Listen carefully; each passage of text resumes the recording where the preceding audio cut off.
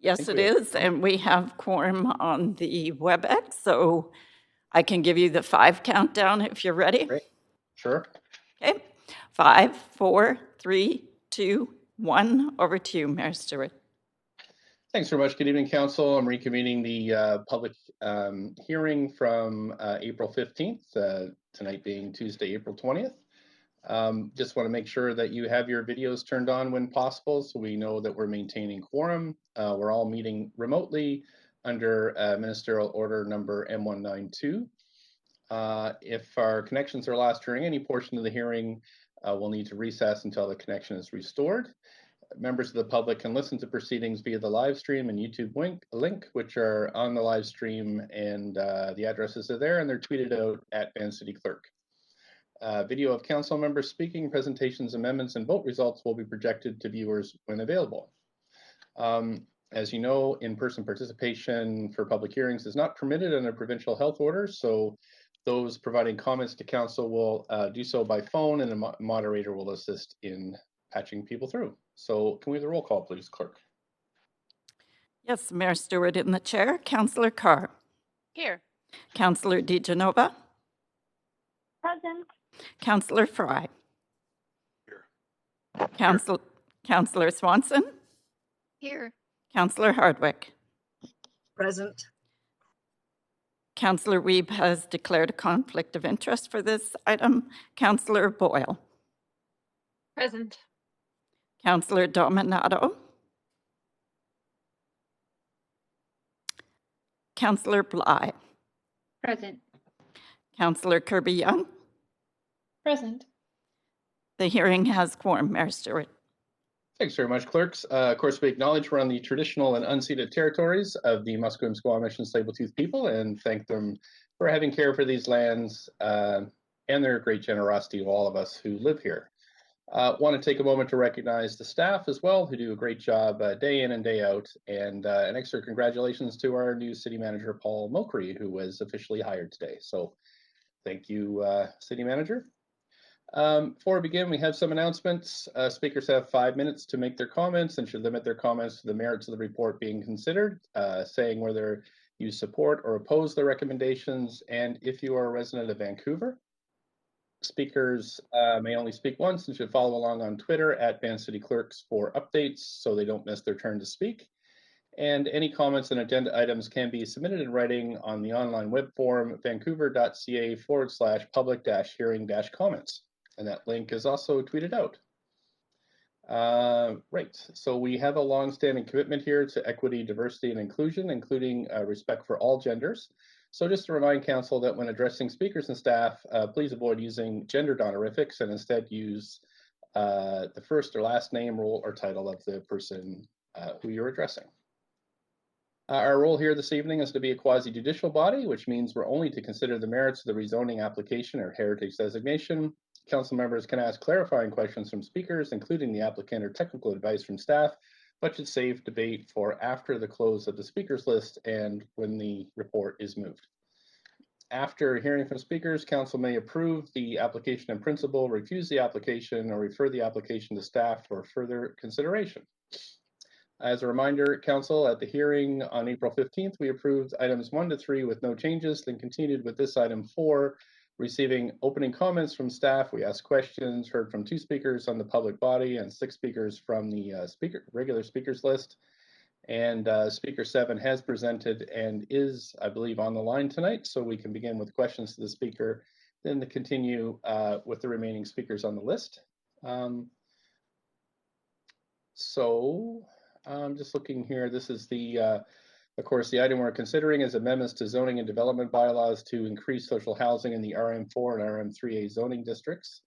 And as the clerk said, Councillor Wiebe has declared a conflict of interest in this item on April 15th. Any speakers who want to speak, please call 1-833-353-8610. And the participant code is 1061445 hashtag to get on the list, and that number is tweeted out and on the live stream. And so we'll start with Louis Villegas. And Councillor Carr has up to 5 minutes for questions, followed by Councillor Hardwick. So we have Louis Villegas on the line. Can you hear me, Mr. Mayor? We sure can. I'm going to, hi there. You've got questions from Councillor Hardwick and then Councillor Carr. Councillor Hardwick? Okay. Oh, sorry, I thought it was the other way around. Oh, sorry, that's what's on my queue here, but. Oh, no worries. I just had heard differently. So is it possible to get the slides back from the last presentation? I think it was slide number 4 from my notes that I wanted to touch on. Let's have a look. Clerks, are you able to do that? Mayor Sturridge, we're just pulling it up. We would need a moment. Great. Thank you very much. That looks like the right thing. So, Lewis, distilling from the essence of this slide, what I'm getting is that you're questioning the application of this social housing to 6 stories application in the neighborhoods across the city based on what you see the demand and distribution being of that housing. Am I getting the essence of this? Yeah, I think that's the essence of it. You know, the idea is that we can't keep doing the same thing and expect to get different results. I look at this recommendation as kind of a 30-cent return on a $1 investment in social housing. And that to me just seems to be pointing in the wrong direction. If we go on a neighborhood by neighborhood basis and we put 2 houses per neighborhood, in 50 neighborhoods, we would have 100 houses. At 11 people per house, we would have housing for 1,100. And that's the column on the left. And the column on the right takes off from the idea that we are using city-owned land to build housing. And then I look at several places in the city where a revitalization approach to neighborhoods would add housing as infill rather than as towers. And then I kind of give a ballpark figure based on urban design principles on the kinds of numbers we would achieve. And the kinds of numbers we would achieve are in the thousands. So I think it would be quite possible to achieve 30,000 housing units in Vancouver just by taking it on a neighborhood by neighborhood basis and doing things like revitalizing Hastings Street, bringing down the viaducts and revitalizing that area, revitalizing Kingsway. We could probably fit 1,000 homes along Venables between Commercial and Strathcona Park, where we right now have people living in tents. We could probably add about 1,000 units in East and West Boulevard. And then down along West 70th, which is a 1 mile long street, right next to an apartment district. That kind of an infill neighborhood by neighborhood approach can have tremendous results. And it also does it in a way that is compatible to existing building form, which slapping 6-story buildings here and there willy-nilly is not. Well, I have 2 questions out of that. Is that 30,000 housed? Is that individuals or households? At the top of the right. I usually look at 2.2 people per home. So that would be 30,000 people housed. Okay, so not divided by 2.2. You understand the question? Yeah. What about the economics? Yeah. What we're hearing from the social housing developers is that this is the model that pencils out from a pro forma perspective, and the other models that, including staying within the existing zone capacity of 4 stories, is insufficient for them to make the numbers work. Well, if you stay within 4 stories, you don't need an elevator. If you stay within 4 stories, it's possible to provide 70 to 90% of the units with access directly from the sidewalk, which means that you don't need a corridor and you don't need 2 exit stairs. Typically, in 6-story buildings, corridors and exit stairs take up 15% of the floor area. So by staying within human scale right away, we incur a 15% saving. And then there's the cost of construction. The higher you go, the more structure you need, the more expensive it is to do everything, including supplying water and power. What about land inflation?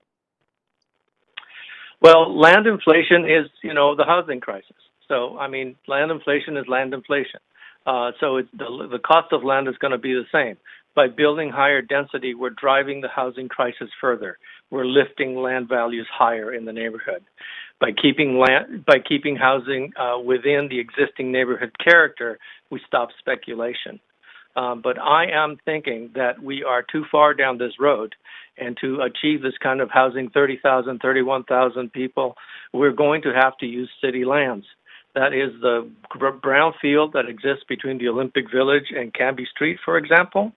And that is a big chunk of the Falls Creek Flats right now that are parking Teslas and things like that. Thanks so much. We're at the 5 minutes. Councillor Carr, you have questions to the speaker for up to 5. Yes, thanks. Thanks so much for presenting, and yeah, very interesting, Louis.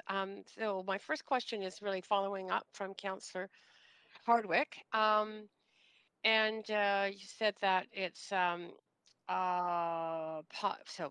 and from your slides, and when you said that it could be 3 to 4 stories, and entrance from the streets. I mean, the only kind of model I know of that really does that is like stacked townhomes. Is that what you're thinking of, or is there some different kind of housing model Yep. that's 3 to 4 stories, entrance from the street?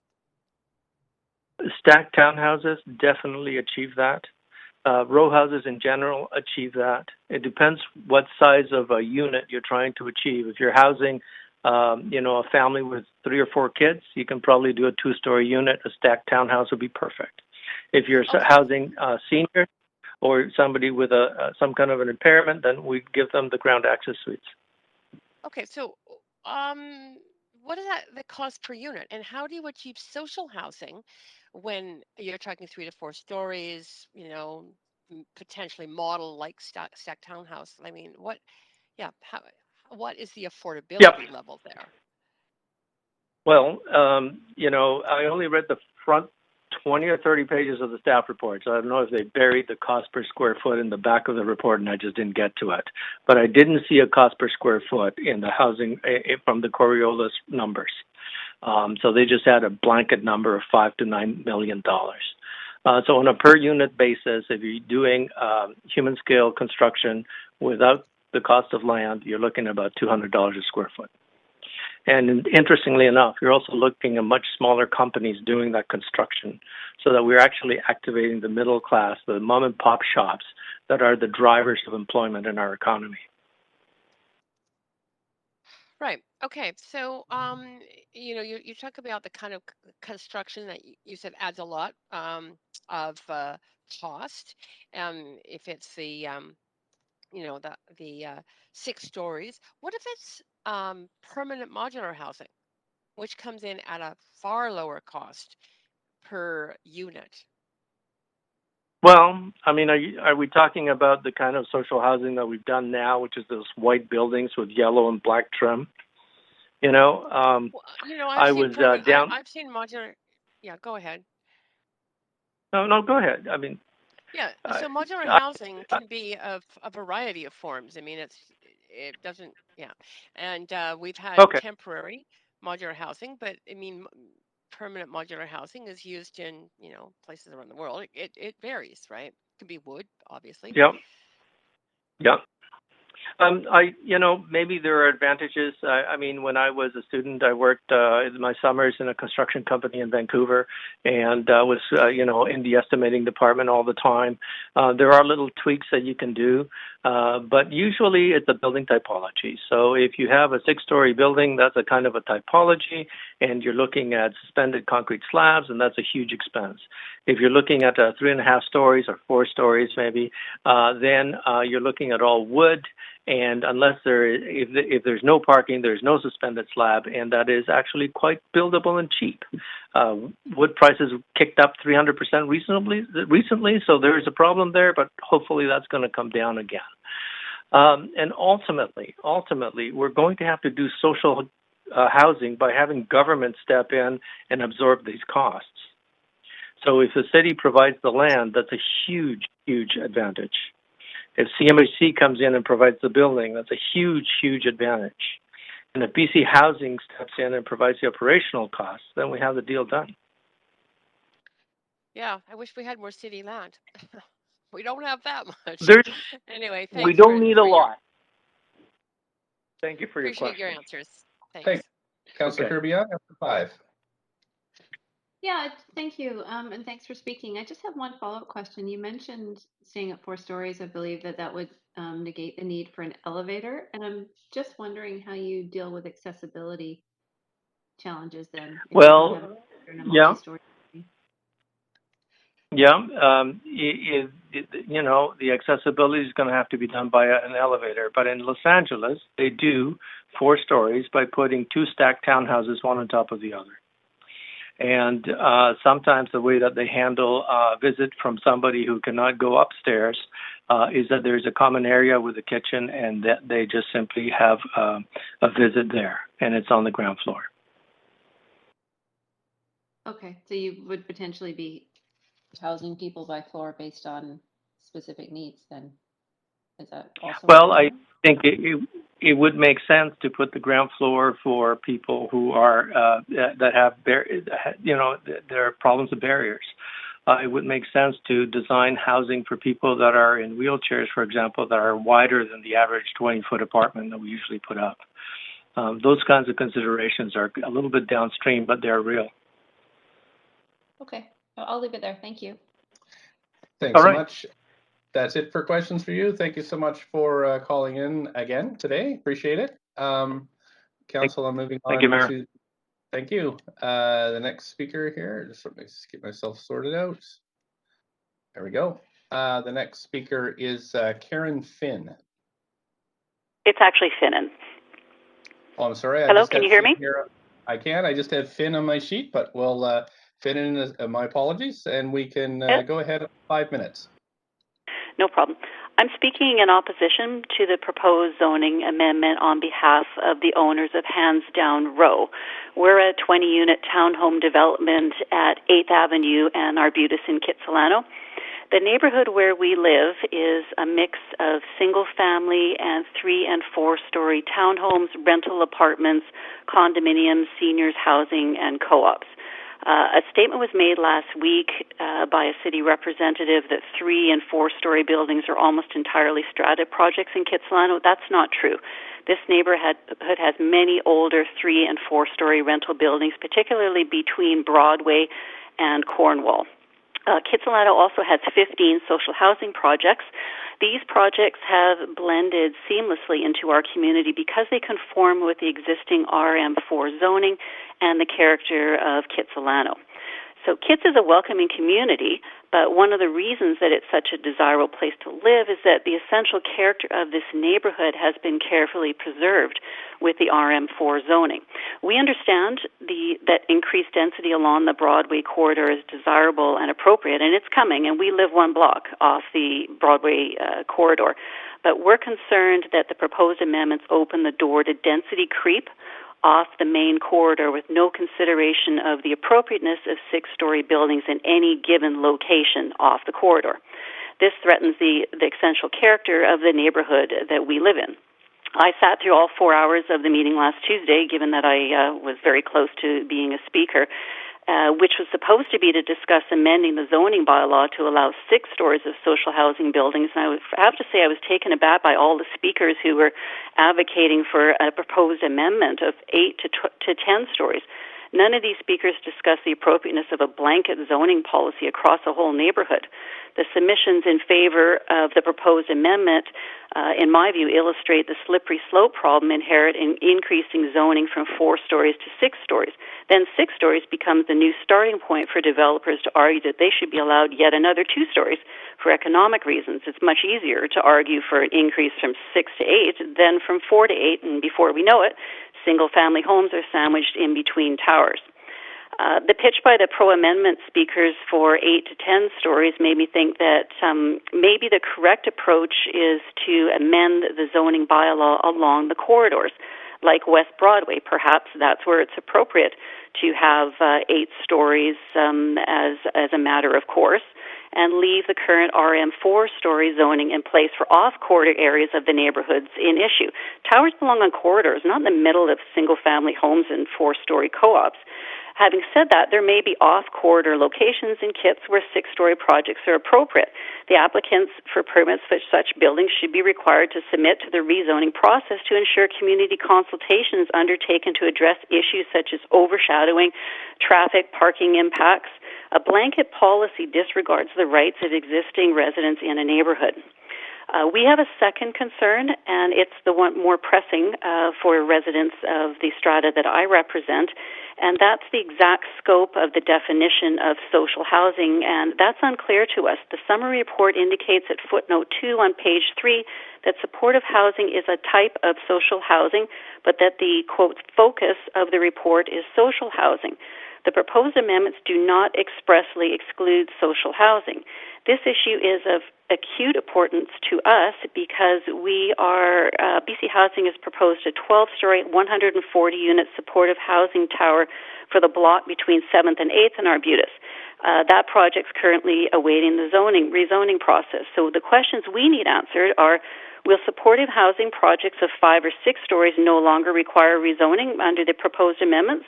Will the rezoning of the proposed 12-story project at 7th at Arbutus proceed on the basis that 6 stories is the starting point rather than RM4 zoning?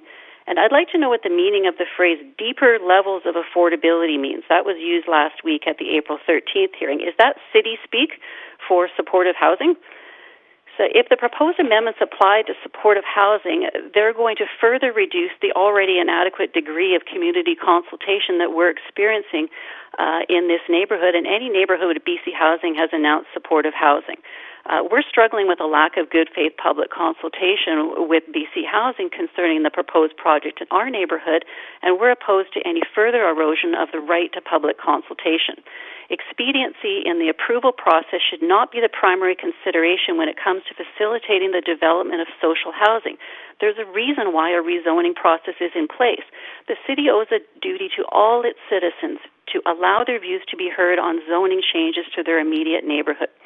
The position of the Kitsilano residents that I represent is that the proposed amendments to the zoning development bylaw should be referred back pending clarification of the definition of social housing. Supportive housing should not silently be swept into the proposed amendment without citizens being made aware. Thank you, Speaker. You're well over your time, but you do have a question from Councillor Hardwick. Councillor Hardwick, up to 5 minutes. You might be on mute. Thank you very much. Yep. Sorry, just delay switching screens there. No problem at all. Thank you. I just want to go over and make sure I understand what you're saying. You use the example of Kitsilano and the fact that it is a diverse neighborhood and supports a lot of mixed housing typologies, and that you felt that it was important to respect the character of the neighborhood. And Kitsilano is only one of a handful of neighborhoods that are being considered under this change. What do you think good faith, trust building public consultation would look like for this? Are you suggesting that it should continue to be viewed on a one-by-one basis in terms of anything that deviates from the existing zoning? Is that accurate? I do think that's correct, because there's certain areas where, as I say, 6 stories may well be appropriate, and there's other areas where 6 stories would be entirely inappropriate. And to just have a blanket policy doesn't allow the neighbors adjacent to these sites to express their views on the appropriateness with respect to any given site. But we've also heard the argument that in the media recently that the residents in the area shouldn't be able to make any determination over the social housing. Did you hear that as well? I don't know who's making that argument, but I certainly don't agree with it. Why would I, as a resident of a neighborhood, not have the right to have some voice in what's being built in my neighborhood? Another point you made was about the social housing definition.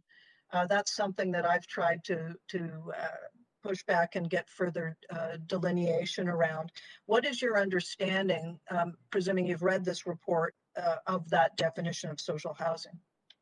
Well, I don't really know, and I listened to all 4 hours of the meeting last week, And frankly, it sounds like there's 70% market housing in a building is enough to make a project social housing, yet perhaps supportive housing might be considered in this, and maybe social housing is part of this deeper level of affordability. I really don't know. I can tell you, I'm a lawyer. I'm used to reading these kinds of dense documents, and I came away not understanding what the scope is of the definition of social housing. And I think that if we're asking the public for consultation on an amendment to a proposed bylaw, the public needs to know exactly what the scope of social housing is. I would tend to agree. As a lawyer, you mentioned precedent, I think, earlier in your statements. Do you see this as precedent setting in a broader way beyond the social housing definition? Well, I am concerned about, as I say, the density creep factor, and the fact if 6 stories becomes our floor, then the ceiling moves up from there. Right now, 4 stories is the floor. So again, I think that there's a risk of destruction of the character of neighborhoods if you willy-nilly, as the previous speaker said, drop 6-story buildings in various locations. And perhaps these buildings will also have people applying to make those 8 stories. And as I said, it seems to be a smaller matter for the city to say, yes, you can have 2 extra stories instead of saying you can have 4 extra stories. But when I was listening last week, I thought, well, maybe it makes sense if it's more economically viable for these projects that they go onto the main corridors. I mean, why isn't that an option that's being considered? Put the density on the corridors, which is being considered in any event on West Broadway because of the subway project. Leave the existing zoning process in place off corridor, and decisions can be made on a project-by-project basis. So if it ain't broke, don't fix it. And if there's stuff that's off pattern, look at it on an individual basis. Well, yeah, and as I say, maybe there's some room for amending the bylaw to increase the density if it's on the corridor.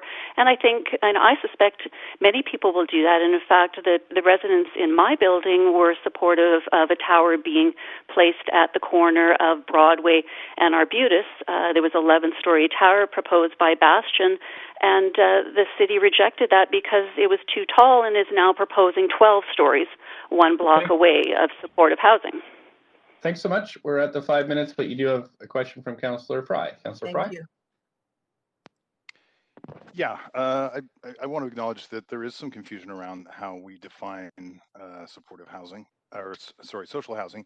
But are you aware that in the various RM3, RM4A district zoning bylaws, that they actually very specifically define supportive housing as for seniors, and so it's really a very and that already exists, and so 4 stories or 6 stories, that supportive housing is really earmarked for seniors, if at all, and social housing does not necessarily imply supportive housing. Were you aware of this sort of distinction, and maybe as sort of articulated on page 3 of the referral report? Well, when I read the summary report, it does indicate supportive housing for seniors. So that makes me wonder whether or not that is the type of project that is contemplated here, because I can tell you Dominic Flanagan of BC Housing told us during the neighborhood dialogue sessions that many of the homeless are in fact senior citizens. So does that mean all of a sudden a 6-story supportive housing project can be placed in a neighborhood with automatic zoning for 6 stories and without public input? These are the kind of questions that my strata project has. Okay, so it's not necessarily seniors per se; it's the type of seniors. Well, what I think that it's reasonable, Councillor, for the definition to be defined, and I think it needs to be sent back to Council before this amendment is considered, to have that definition defined.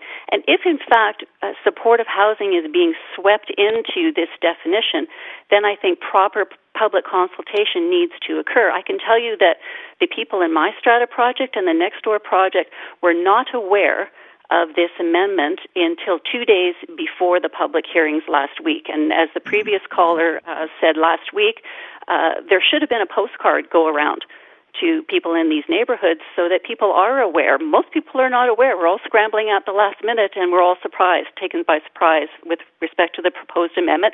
If we had have been advised earlier, perhaps I could have brought forward questions like the definition of supportive housing and had those answers before tonight. But I guess what I'm asking is are you aware that the zoning already allows for supportive housing for seniors? The only difference we're contemplating here is between 4 stories and 6 stories. It's already in there. Yes, yes, I understand that, but again, my concern is the intention that supportive housing is going to be swept into this bylaw such that, for example, if BC Housing, with the proposed 12-story project that's a block away from us, now comes to council and say, oh, we're going to put all seniors in the project so we get 6 stories right off the hop, and we don't have our other concerns, we don't have the ability to have our other concerns addressed about the appropriateness of the particular social housing project or supportive housing project on that location. And there's a number of different concerns, primarily centered around wraparound services and safety to schools and playgrounds that are immediately adjacent to the site. Okay. I follow your concerns. I think that there's definitely some confusion around the nature of supportive housing. And I think if you listen to some of the earlier speakers who are in the not-for-profit housing sector, supportive housing carries a significant bigger cost burden. So I think what we're talking about here is mostly going to be the 30% at Hills rate and 70% market owned by a not-for-profit is really what we're talking about. Right. Well, it concerns me that you say you think what we're talking about here and you think that this is what it's going to be. I think that the definition needs to be made clear so the public can be informed in this consultation process. Okay. Thank you. Thank you. Thanks. I don't see anybody else in the queue for questions, so just want to thank you so much for coming in this evening. And pardon me? I said thank you, Councillor and Mayors. Okay, thank you. Have a good evening. Bye-bye. Okay, Council, we're on to the next speaker, who is Paul de Groot. Speaker number 9, Paul de Groot. Good evening, Mayor and Councillors. Can you hear me? Yes, we can. Please go ahead. Perfect. Well, my name is Paul de Groot. I'm a local teacher. I actually grew up in Kitsilano, just outside of the zoning proposal, and I am currently a resident of Vancouver. Although I work up in Squamish, I still make the drive, and this is my home, and I want this to be my home for the foreseeable future. Now, I listened to a lot of the speakers last week and this week, and one thing that I keep hearing is character of the neighborhood. So that's actually what I'm going to speak towards, because I support this amendment to make social housing more easily available by decreasing the amount of zoning costs attributed to just these proposals. So for me, the character of the neighborhood doesn't necessarily come down to the real estate in the neighborhood, the height of the buildings. It comes down to the people in the neighborhood and the way that these all work together as a system. Now, since I grew up in one of these neighborhoods, I was, I played in the local sports teams, and for me, that was essentially the character of the neighborhood, right? How many different connections, the relations in the neighborhood, and for me, social housing is now almost a necessary part to maintain the character of these neighborhoods, simply because of the unaffordability crisis. Me personally, I'm a teacher. I chose this profession not to make money, but to make a difference in my community. In my spare time, I coach. And for me, I would love to be able to contribute to a neighborhood, but I cannot physically live there or build equity outside of some sort of social housing sort of solution. So for me, I just want to speak in support of this amendment. And people my age, specifically millennials, we are, the people that grew up in Vancouver, there's a lot of despair, there's not a lot of hope. So when I did hear about this proposal, I immediately put myself on the speakers list just to kind of voice my support and say that this is a step in the right direction. For the research that I've done previously in some student projects associated with housing, yes, I truly believe in up, not out.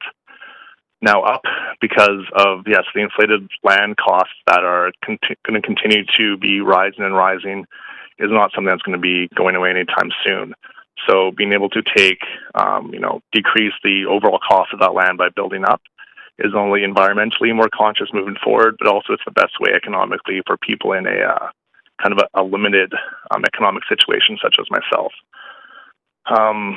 Moving forward, I also heard a lot of people complain about the cost of lumber and housing supplies, and I think this is an issue that applies to not only single-family houses and any sort of duplex or townhouse, but also a larger sort of housing solution, and any housing solution that will look at being able to open up avenues for innovation for people my generation and younger that can exploit some of these different design opportunities.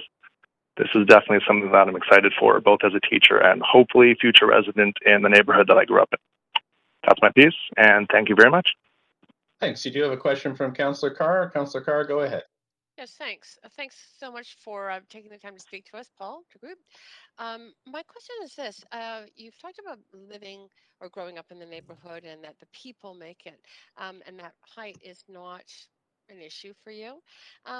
But I wonder if you could reflect for me how you and your friends, people of your millennial generation, feel about the difference between 4 stories and 6 stories. Is it something that people talk about? Is it something that it doesn't matter? Or I would just love your reflections on that. There's a lot of anger for people my age. I mean, it's been a growing issue. I can remember when I was young, when houses hit $500,000, we all thought that was ridiculous, and they hit $1 million, and now they're almost spiraling out of control. So almost every single conversation that we have ultimately reflects housing, at least once in the point of the conversation. And so for us, it's not necessarily we don't have the luxury of kind of saying whether it's going to be 4, 6, 8, or 10, even though anywhere between 8 and 10 generally makes the most economic sense when you kind of take overall cost into picture.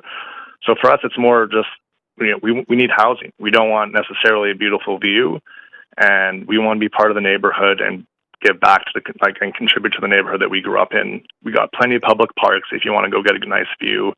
And, design opportunities are still there to take advantage, and maybe, I could say we can probably kick that problem down the road, because right now, I got no real options. I cannot rent a apartment in any of these neighborhoods that is either of kind of code in some of these old 2 or 3 story buildings that some speakers are trying to defend. Yes, they are very affordable for now, but looking forward, I'm trying to see solutions that are kind of what's going to be 10 years down the road, or 15 or 20. And the speakers that reflected the need for senior housing, I know that for me, having younger families and younger people there to support the overall feel and the feel of the neighborhood is also very important. So, for us, it's more pragmatic. 6 stories is great. I would support a 8-story amendment, but at the same time, I know that we operate as a community in a system, and the residents that live there, their voice also needs to be respected. So if I'm hearing you correctly, especially when you describe the anger around the cost of the housing, that affordability, having housing and affordable housing is the primary concern. Am I reading that correctly? That's correct. Right. Okay. Thanks so much again. All right. Thank you. Thanks. There's no more questions for you, so thanks so much, and we'll move on to the next speaker. Council, we've got Robert Brown next, speaker number 10. Good evening. Robert Brown here. I live at 4487 James Street in Vancouver. I'm also the founder and vice president of Catalyst Community Development Society. Catalyst is a non-profit developer and we own and operate below market rental housing across BC, including a number of projects in Vancouver, 2 projects that we're doing in partnership with the City of Vancouver, one at Main and 6th, and the other at Sawmill Crescent in the River District. We've also recently completed a project with a partnership with the Oak Ridge Lutheran Church at 41st and Canby. So we understand the nuances of zoning bylaws and how they can help or hinder the delivery of what I think pretty much comprehensively across the city is regarded as our most important issue, and that's the establishment and delivery of more of housing that is affordable to people based on their incomes, as you just heard the last speaker. I'm here to support the amendment of the RM bylaw to the existing RM bylaws as proposed to allow for the renewal and expansion of existing social housing buildings. The focus of my comments is going to be on the issue before the public hearing tonight, which is regarding the amendments to the RM zoning. Remembering that this is we're only talking about allowing heights up to 6 stories for social housing, which requires that this housing be owned and operated by non-profits. So we're not going to run the risk of having market development over 4 stories. When Catalyst looks at the redevelopment within an existing neighbourhood, including in the RM zones, we look at a number of different things, and some of the key factors are: does the project deliver affordable housing at rents that are affordable based on people's incomes? We are also concerned for the existing tenants within any buildings that we are developing and reducing the impact of relocations. We do that because that is our mission as a non-profit society, and we are governed by the city relocation policies, and I congratulate the city on very comprehensive relocation policies. We also look at neighbourliness and how we fit into the neighbourhood. We do that through our design approach, and we also do it through complying with design guidelines. And the proposed guidelines and the amendments to the RM4 zones are strong, and they will control and limit buildings so that they are friendly to their neighbours.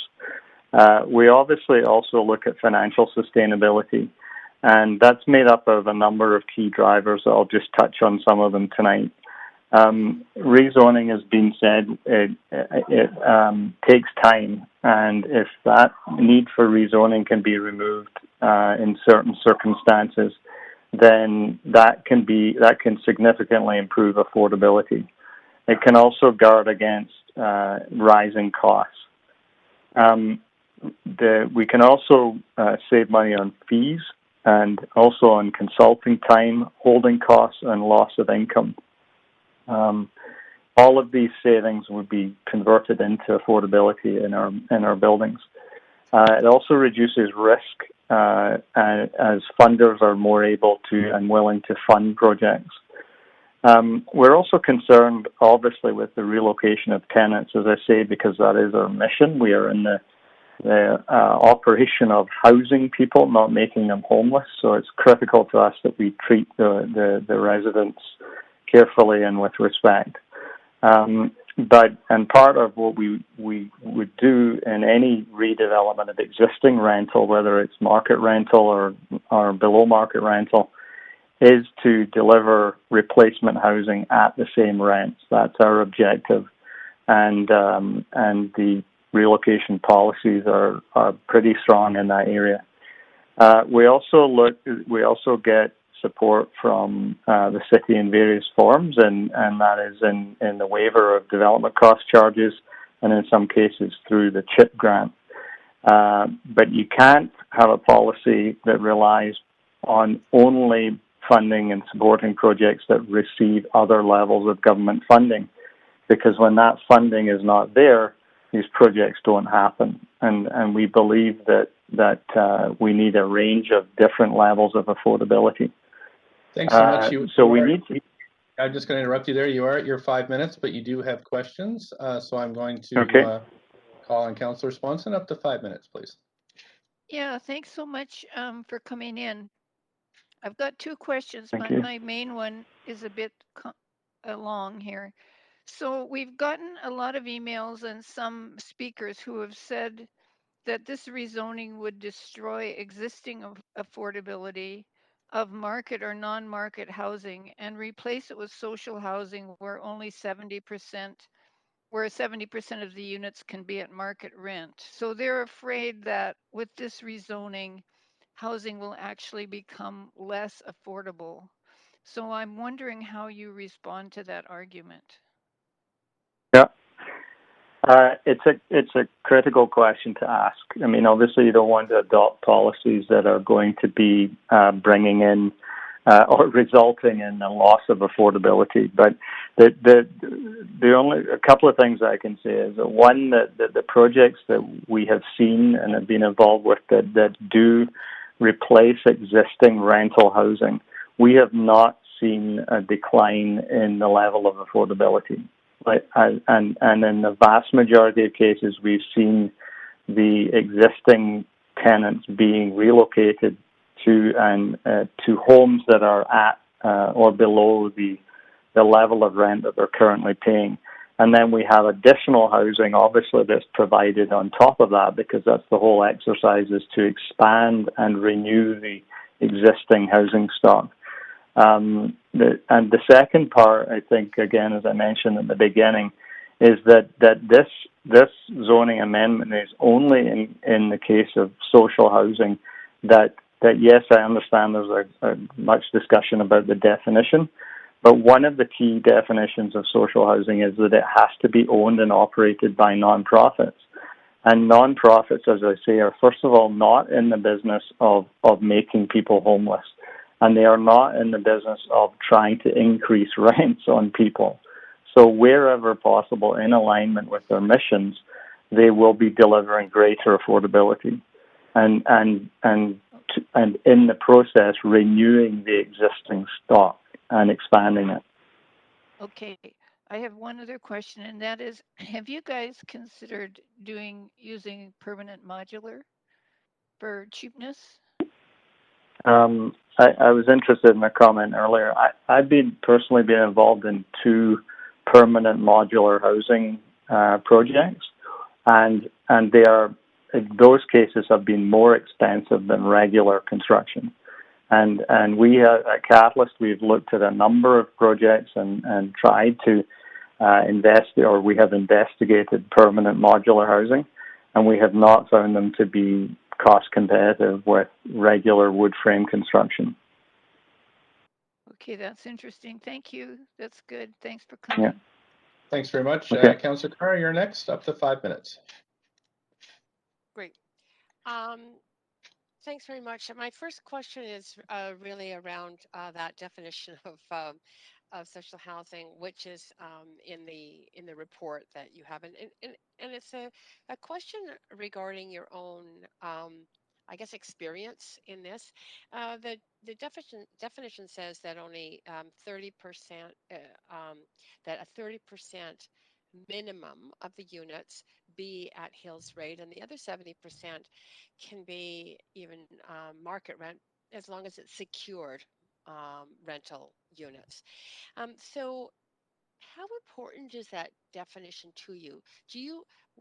In other words, how important as a nonprofit housing provider is it that you have some leeway in terms of the number of units beyond that 30% that you can provide at deeper affordability, or that you can have also at potentially market rents? Yeah. So, I mean, this has been discussed a lot in this public hearing, and I think it needs another separate venue to discuss it in a meaningful way. But from our perspective, we and I know all of the other nonprofits I know regard this definition as a minimum, not as a maximum. So it's a starting point for affordability. And as you've heard many say, other nonprofits say, if they can secure additional funding, or in our case, where we have secured significantly improved financing, we deliver way more affordability than 30% at Hills, because that's our mission. So, but the challenge is, if you were to change the definition, you by default will only be able to deliver social housing by the new definition if you have other government funding. And that's what I was saying earlier, that if you do that, you run the risk that your affordable housing policy in the city of Vancouver becomes a lame duck policy if the other levels of government stop funding projects. And the other thing is, even now when they are funding them, they're not funding all of them. So if you don't secure that funding and your social housing definition is significantly different from what it is, you end up not being able to build any affordable housing. So this is the yeah. Okay. That was very clear, and I'm very happy that that is on the public record. Yeah. Thank you. A second question. Okay. Why is the 6 stories important? You very much explained why the faster approval rate, like not going through public hearing, is important. But why 6 stories? The 6 stories is I would describe it as a sweet spot in the delivery of affordable housing, and that is because you are able to. There's some economies of scale that go along with a larger size of building. The second thing, though, is that it's the maximum that you can build while still building in wood frame. So I hear other groups are saying, well, why don't we just make it 8 stories or 10 stories? 8 stories is a very difficult model or form of housing to build because it's only adding 2 additional floors on top of 6 floors, but it turns the whole building into concrete. So it's a very difficult form to build. Now, we are building a 9-story building at Main and 6th, but we're able to do that because it's a larger site and a larger building, and we got a very efficient form of housing. So it's the sweet spot because you can get some economies of scale, but you can still build in wood. And the interesting piece about the one point I would make about the amendments to the zoning that are proposed tonight is that we're adding a what I would call an artificial cap to the density. So we're saying that we can't build more than 2.5 FSR. But if you have the projects guided by the design guidelines, so you can build 6 stories, you have to provide certain setbacks, you have to provide certain maximum site coverage. In our experience, we can actually build those buildings still all fully compliant with the design guidelines, but at a 2.8 to 3 FSR. So the size of so I think it's important to. My suggestion would be that council consider amending the draft bylaw in 4.7.2 to have a higher FSR around 2.8 to 3. Thank you. Thank you so much. Councillor Fry, up to 5. Thanks, Mayor. And thanks, Robert, for joining us and for the great city building work that you do here in Vancouver. Thank you. I wanted to highlight a little bit. You mentioned the TRPP, the tenant protection policies that we have in place, and here's where my big concern is, and I'm just going to sort of walk through it, where we talk about social housing with at least 30% being below hills, and we know that hills, as a benchmark for housing affordability, is still higher than a lot of older market rentals where somebody may have been there for 15 years and paying these sort of older rents.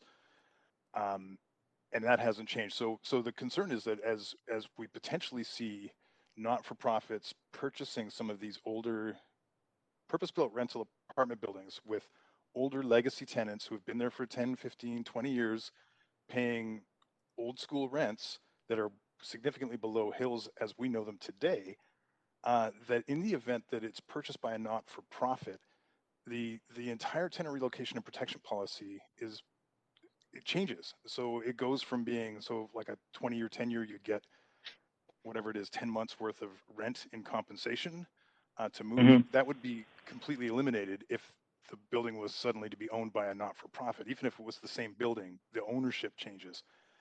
So I'm curious, and I appreciate that nonprofit housing providers are not in the business of displacing folks, but obviously we have a responsibility to renters of Vancouver and the people of Vancouver to not Yes. accidentally force this displacement. Do you think that there's room to improve the TRPP in the event that we see more movement in this direction in these older I think I think those policies have to constantly be reviewed and adjusted because we learn as we go.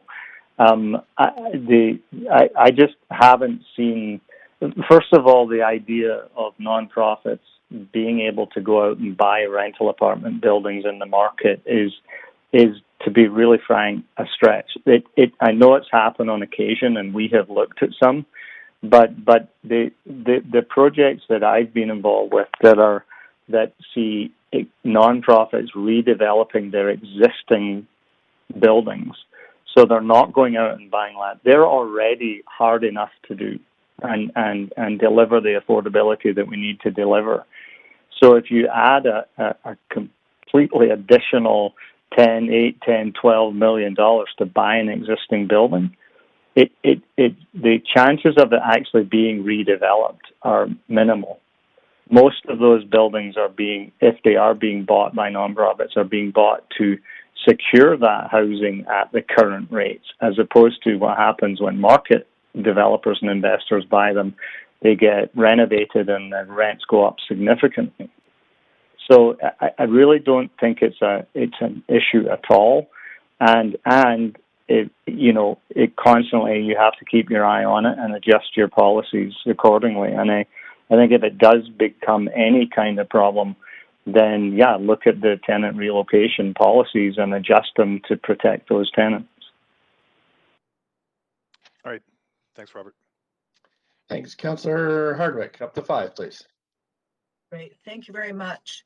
I'd like to go off in a little bit of a different direction with this.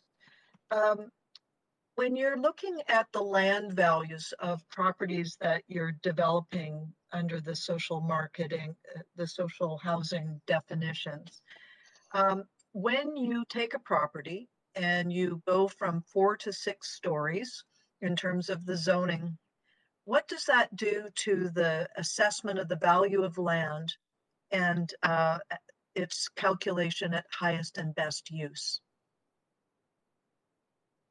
Well, if it's valued at the market value, so if you're talking about going from a 4-story condo building in an RM zone, for example, and if it's converted to social housing, i.e. has to be owned and operated by a non-profit complying with the current definition of social housing, the value of that land is likely to go down, because it's worth more as a 4-story condo building than it is as a 6-story social housing building.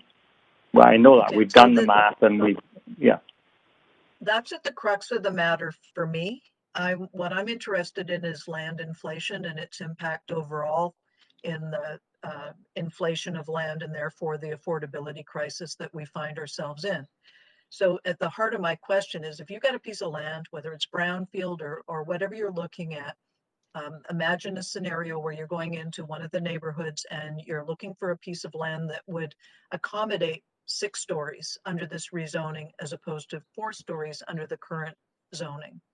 What would be the implications in terms of the assessed value of the land? I would say that my not knowing the property and not doing all the math, but when we've looked at the math in the past, the value would likely go down, stay the same at best, and likely go down. If you look at, and for proof of that, you look at on the C2 sites on the main arterials, where the city said, we'll allow you to do 4-story condo or 6-story rental, right? And then some of those projects were developed at condo, and some were developed at market rental, which tells me that the value is around the same, or else you would have one being way more predominant than the other. And so if you're talking about rezoning land from 4-story condo to 6-story social housing, then the value will at a minimum stay the same, or in all likelihood will decrease? Well, it seems to me that we need an answer on that question, and I thank you for exploring it with me. But it does go to the heart of the matter for me as I look at the land inflation that has been so rampant across the city. And so if we're enabling this, the implications there would be if the land value is higher at the 6 stories than at the 4 stories, notwithstanding the type of use, whether it's market, condos or rental, in this case still 70% market under the model allowance. What does that do? Is that going to add additional land inflation to, is it going to put more fuel on the fire? I'm saying it will not. Absolutely not.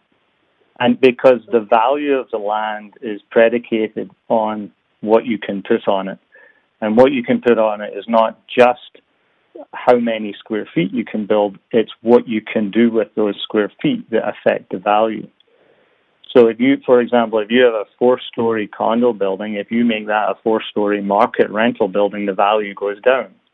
And similarly, if you have a 6-story rental building and versus a 6-story social housing building, the value will go down. And whenever we've looked at the math and we've had market appraisers appraise properties, and they're where they value 4-story condo land compared to 6-story social housing land, the values go down. Well, I suspect I'm getting short on time. I just hope staff are listening to this, because this will be a line of questioning that I'll follow up on later. And I very much appreciate your insights. Thank you. Thanks, Councillor Kirby-Young. Up to 5 minutes. Thank you, Mayor. And thanks, Robert. I just want to get a bit more detail on a couple of points that you touched on. You mentioned that going from 6 to 8 stories moved you to concrete. And I'm wondering if Council's recent enablement for mass timber buildings, notwithstanding sort of the recent surge in lumber prices, but will that make a difference in future moving forward in terms of building? In today's market, even before the rise in lumber prices, mass timber generally was about the same cost as concrete. But the hope is that over time, as it becomes more of an accepted form of construction technology, that the price will come down. But currently, mass timber is on a par with concrete. Okay. My other question, and it was just at the tail end of your questions from Councillor Carr, was you were mentioning that, moving forward, we'd be better served policy-wise to have a higher FSR, and you touched on a couple of specific points. I wonder if you could expand on that, and would that be achieved through relaxation of setbacks, or can you expand on that for me? No, so when we've looked at projects, and we were involved in a project in an RM zone that was going to be redeveloped from a 4-story building owned by a nonprofit to a 6-story social housing project, we found that complying with the design guidelines, so limiting the height to 6 stories, complying with the required setbacks, both side yard, front yard, and rear yard, we could build a building with the right mix of homes that was around a 2.8 FSR, right?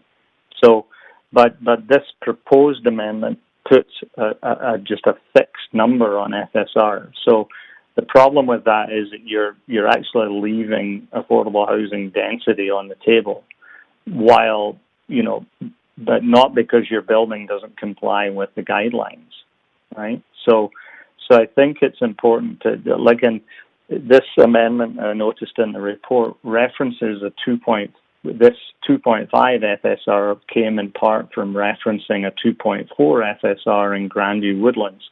But bear in mind that was for market rental, not for social housing. So what I'm saying is that in our experience, when we design buildings, we could design buildings that conform to these guidelines that could actually achieve 2.8 FSR, which is a 10% increase in the amount of affordable housing we can deliver, But under the amendments as they're currently proposed, we wouldn't be able to build that additional 10% of housing, but with the same building design. But for people who are listening that are not as familiar with sort of the Right. lingo, can you just spell that out in terms of if the building is not taller, how is the extra are achieved, just in sort of layman's terms? So if you want, like, the design guidelines are in place because you're trying to limit the envelope within which you can build, right? Because we want these buildings to be a certain limited height, and we want them to be set back from property lines so they're more neighborly to the neighboring properties. So if I take those guidelines, I can comply with all of those guidelines, build a building that is friendly to its neighbors and not over 6 stories. And complying with those guidelines, I could actually design a building that, from a square footage point of view, is at around 2.8 FSR, right? But according to this amendment bylaw, I'd have to actually take that same design and reduce it by 0.3 FSR to comply with this zoning amendment. So we're even though we're complying with the design guidelines, I'm being forced to build a smaller building with less affordable housing, just simply to comply with that 2.5 FSR number. Okay. Does that make sense? Yes, it does. Thank you for walking through that. Okay. Appreciate it. Okay. Thank you all so much. That's it for questions this evening. So just appreciate you participating tonight. Thank you so much. And I'm going to move on to the next speaker. Council, we have Tiffany DeZita, speaker number 11. Yes, thank you, Mayor and Council, for the opportunity to speak tonight. I'm Tiffany DeZita, and I'm not a resident of Vancouver, but I am the Executive Director of Community Land Trust. And for those not familiar with our nonprofit organization, we are the real estate development arm of the Cooperative Housing Federation of BC. And you heard from our CEO, Tom Armstrong, last week. We've been leading the recent development and growth of cooperative housing, not only in the city of Vancouver, but Metro Vancouver and Vancouver Island. We have a portfolio right now of approximately 2,800 nonprofit and co-op homes that are either occupied or in various stages of development and construction. And many of those are actually in partnership on Vancouver City leased-owned lands. We've got 14 sites scattered throughout Vancouver with a portfolio of approximately 1,300 homes that we're doing in partnership with the city. And I'm going to be speaking in favor of the amendments tonight. But what I would like to focus on is to provide you with some information using a current project and what the impacts actually mean to the people that will eventually be living in these buildings once they're redeveloped, if these amendments were actually in place a year ago.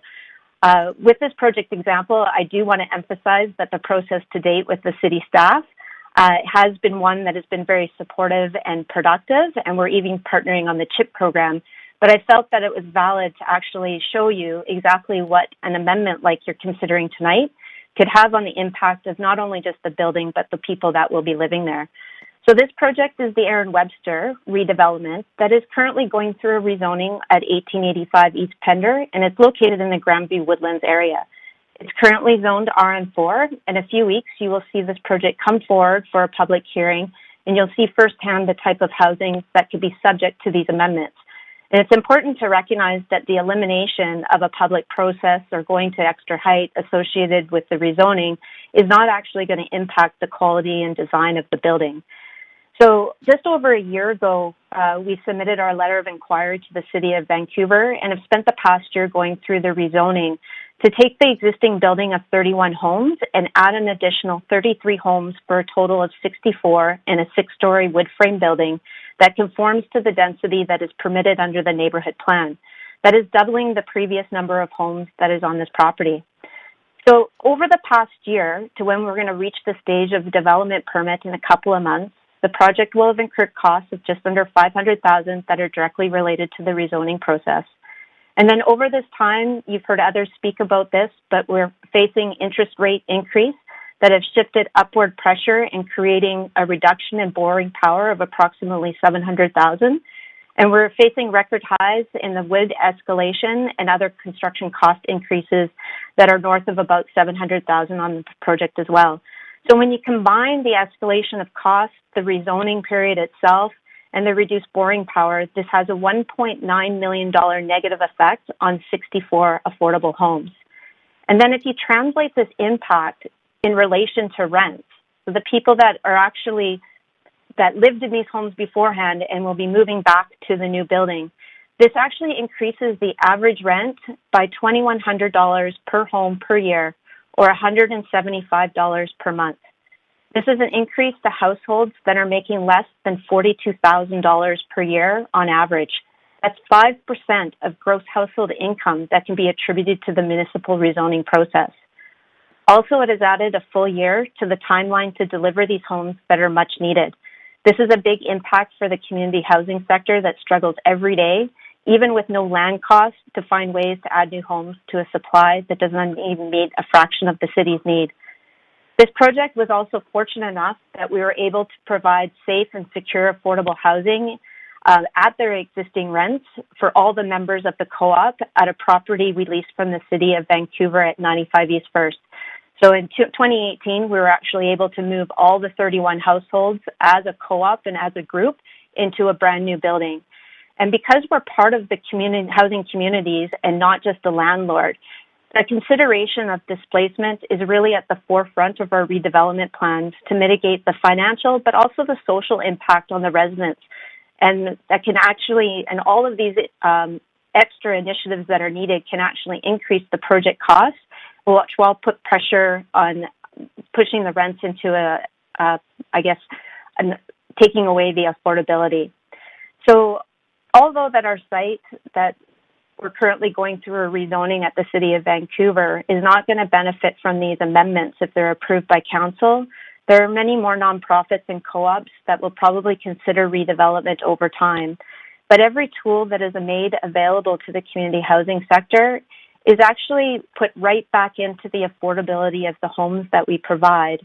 And they only get more affordable over time. Some of the most affordable housing stock in Vancouver is our most, thanks so sorry. much. We're a little over time, but you have Councillor Swanson has a question for you. Go ahead, Councillor Swanson. Yeah. Yeah, thanks so much for coming. You said you have 14 sites. I wondered if you could give a little very ballpark, tell us what the rents are in those sites. Like, are 70% of them at market rent, or are some of those and 30% at Hills, or do you have some less than Hills? Do you have some of the 70% less than market?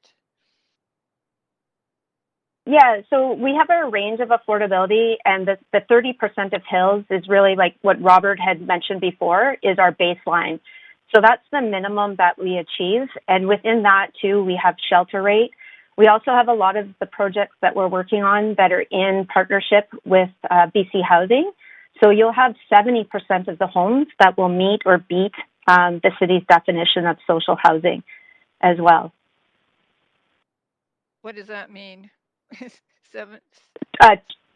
20% at shelter, and 50% of the homes would be at the housing income limits, and then 30% of those would be the low end of market. 20% shelter, 50% Hills, and the other 30% in low end of market is what, 10% below market? Low end of market is an income cap. So you're looking at, I think the income cap set by the province is about $117,000 for family homes. And I don't remember what probably in the 70,000s for studios and ones. Okay, thanks very much. Thanks. That's it for questions. Thank you so much for coming in, Council. Just messaging with the clerk here, and if we need extra time to finish this item, we'll be back here tomorrow night at 6 p.m. So we are at 7:15 now with a number of speakers left, and we're going to move to our next speaker right now. We have speaker number 12, which is Roanna Rezel. Hello. Hi there. You have up to 5 minutes. Please go ahead. Okay. Thank you Chair and Council, for giving me the chance to speak to this motion. And I'm really sorry if you hear a toddler in the background. I'm looking after my son at the same time. I support this motion. 2,000 residents in Vancouver will be sleeping on the streets tonight. That's just the tip of the iceberg. Thousands more in a situation what is considered hidden homelessness. That is, people who are crashing on a couch or some other temporary housing. There are many low and middle income families who are precariously housed. One missed paycheck or one eviction away from homelessness. I'm not going to speak at great length about why this motion helps. I think the speakers who spoke before me have done an excellent job. But what I'm going to say is that this motion doesn't go far enough. Vancouver needs a plan that solves the housing problem, not one that partially ameliorates it. So what I suggest is that we open up the entire city for social housing without having to go through this rezoning process. Not just multifamily zoned areas, but the entirety of the city. Especially the west side, where any talk of social housing is met with great hostility. We shouldn't have, so far, the people in East Vancouver have welcomed social housing, whereas there's hardly anything that's in the west side. I think that's really unfair because we shouldn't have a system where we have one set of rules for one side of the city and another for the other, or one set of rules for one section of the city and another for another. So we should have every inch of the city open for social housing without having to go through the rezoning process. And the other suggestion I have is that social housing providers simply can't compete for land with market housing providers. So what we should do is impose a moratorium on market housing until we have sufficient social housing in the city. And that's all I have to say. Thanks so much for you for calling in tonight and your thoughts. I don't have any questions for you, so I'm going to move on to the next speaker.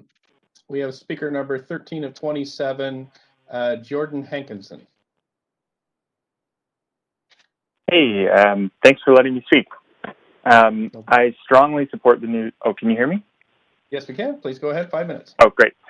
I strongly support the new zoning rules proposed by city staff and would argue that this zoning rule change is not broad enough, either in terms of the geography it covers or proposed allows FSR.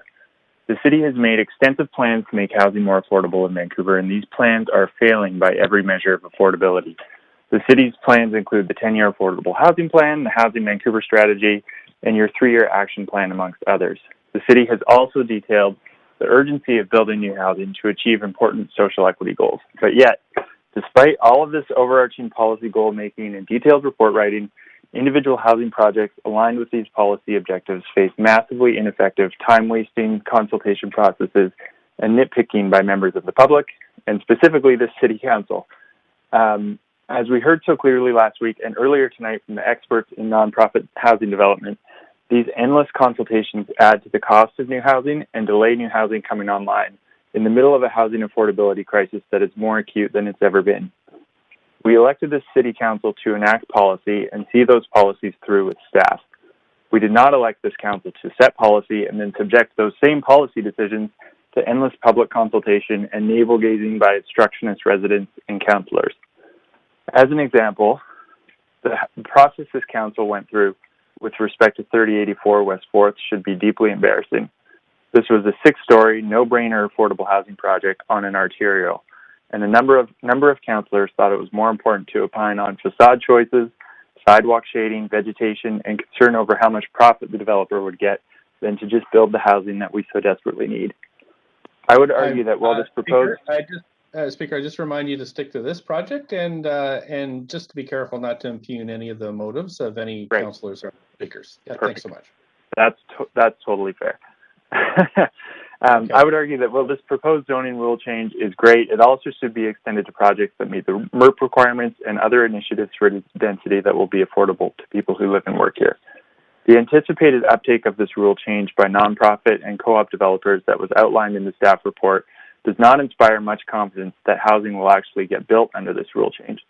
Council and staff should be looking to extend these rule changes to other parts of the city, relax the rules for setbacks and FSR, where new housing is being developed that is in line with the broader policy objectives you've already set for yourselves. I'll skip a couple bits here. Yeah, I think that's good. I'll spare you some of the other editorial.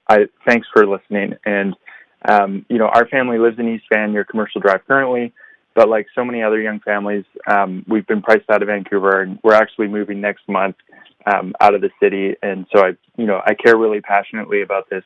I'm super frustrated by how long it takes housing to get built. And, we're following a lot of our other younger family friends who've already left. And somebody earlier on the call mentioned that, they care more about having adequate housing than, what some people think about neighborhood character or appropriateness of density. And, I totally agree with that, because I think people just need a place to live. And this is a really super important initiative to create housing for people who live here. So thanks for listening. Thank you so much. You don't have any questions, so I'll just thank you so much for participating tonight. And I'm going to move on to the next speaker. Council, we have speaker number 14, Simon Davey. Good evening, Mayor and Council. Can you hear me? Sure can, up to 5 minutes, whenever you're ready. Excellent. Thank you for having the time this evening. I am a resident of Vancouver. I live at 1811 East 14th. I am also the CEO of Terra Housing Consultants, and I am the Vice President of Lumen Development Management. So I spent the last 25 years doing social purpose real estate projects, and our company's built about 148 projects in the city of Vancouver in the last 35 years. Sorry. I am speaking in support of the topic being discussed this evening, the RM3, RM4A, to allow 6-story outright development for social housing. I agree with many of the speakers. I think Robert made some great points, so I'm going to try not to overlap them. I think it's important to remember rezonings take time and money. I think the last couple of speakers were clear with that. It also comes with a great deal of uncertainty. So until it's approved, there are always risks relating to making your project work. So by doing a blanket rezoning like this for nonprofit social housing, you've shortened the timelines, you've increased certainty, both of which reduce cost, and they really encourage participation. And I think that's really important. I think nonprofit partners have been a cornerstone of providing affordable housing in the city for, the last 5 decades. That rental housing, both in the province, in the city of Vancouver and across the province, nonprofits have made good neighbors, and they are mission-driven organizations that share goals of affordability with the broad community. And I think that's really important. I think it's important to really encourage the nonprofit sector who have, a significant amount of land in the city to look at these densifications and ability to redevelop some buildings, most of which are, the ones they're going to want to redevelop are much older buildings and would be improved both in terms of the number of units and the living standard, when they're ready to be rebuilt. I did want to make a couple observations. The history of social housing in the city, most of the housing that gets developed by these nonprofits, and many of the buildings we're talking about, were done under programs which were mixed market programs, going back to Section 95, going to Homes BC that I'm very familiar with when I started, the CHF program, which is funding a lot of projects right now, are all mixed market or mixed income projects where, the current one is 20% core housing, 50% housing income limits, and 30% market housing. Hills was 30%, 40%, Homes BC was 30%, 40%, 30%. So it's been a very common practice. I think the definition of social housing is very important. I think it's super clear that it's a nonprofit-owned project, which is, stops the discussion about market developers and looking at this as a new floor. This is very much about nonprofits. And, I think that ability to know what you can do helps with the pro formas. Sorry, I'm conscious of time as well.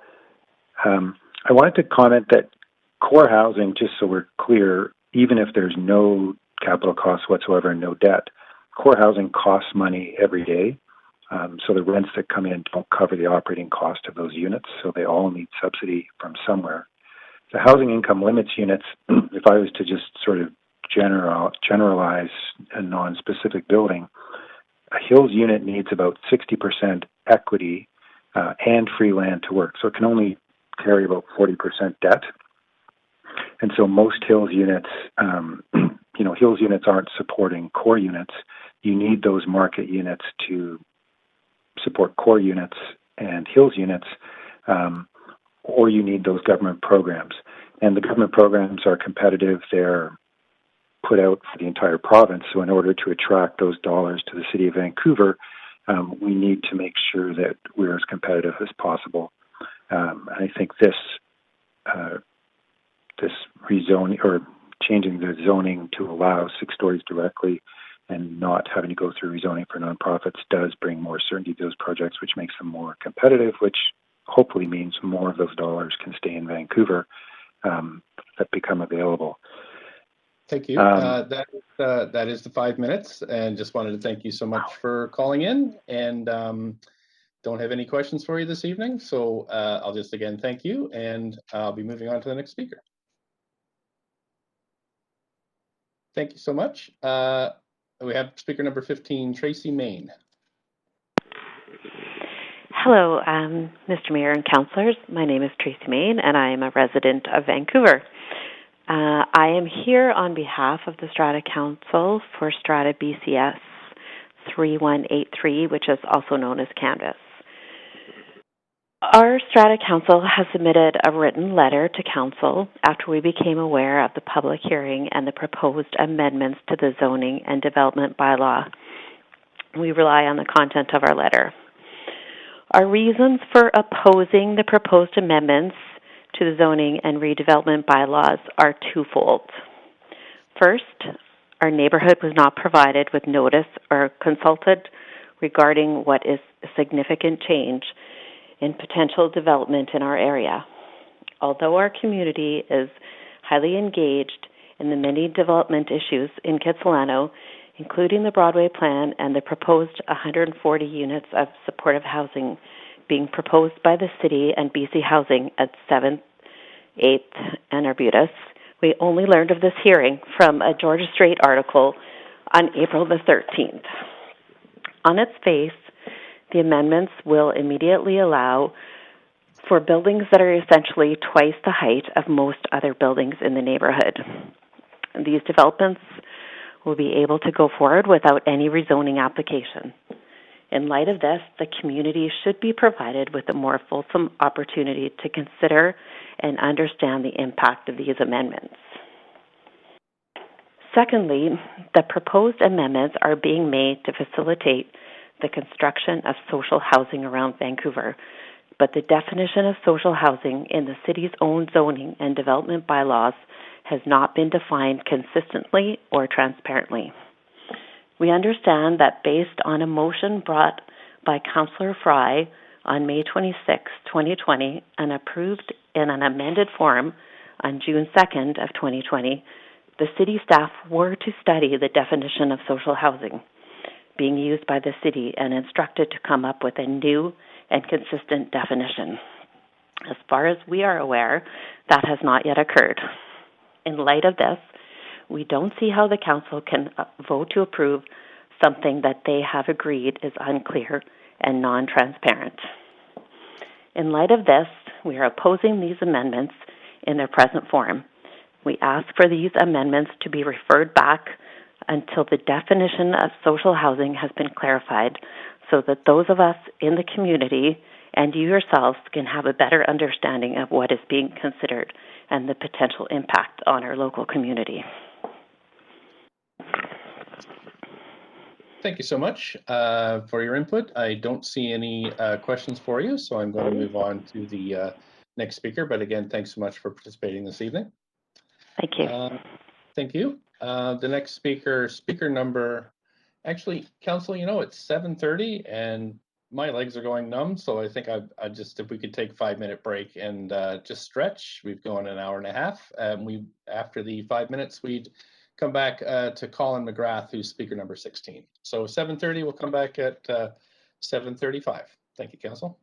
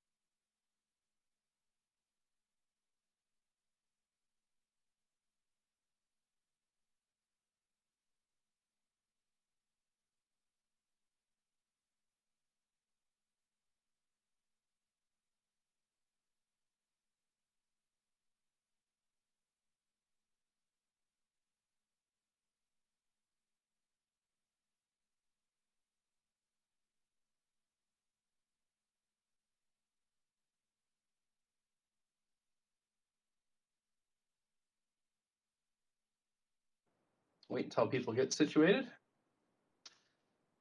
See 3, 4, 5. There we go. 1, 2, 3, 4, 5. There's enough of us to start up here. Clerks, we're good to go then? Yes.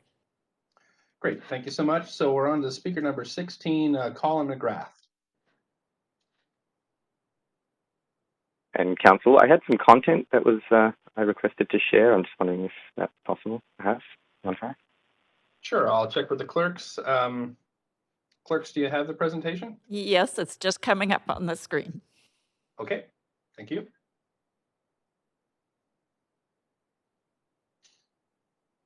Gotcha. Mindful of the 5 minutes. Oh yeah, I've got your, there you go. It is up now.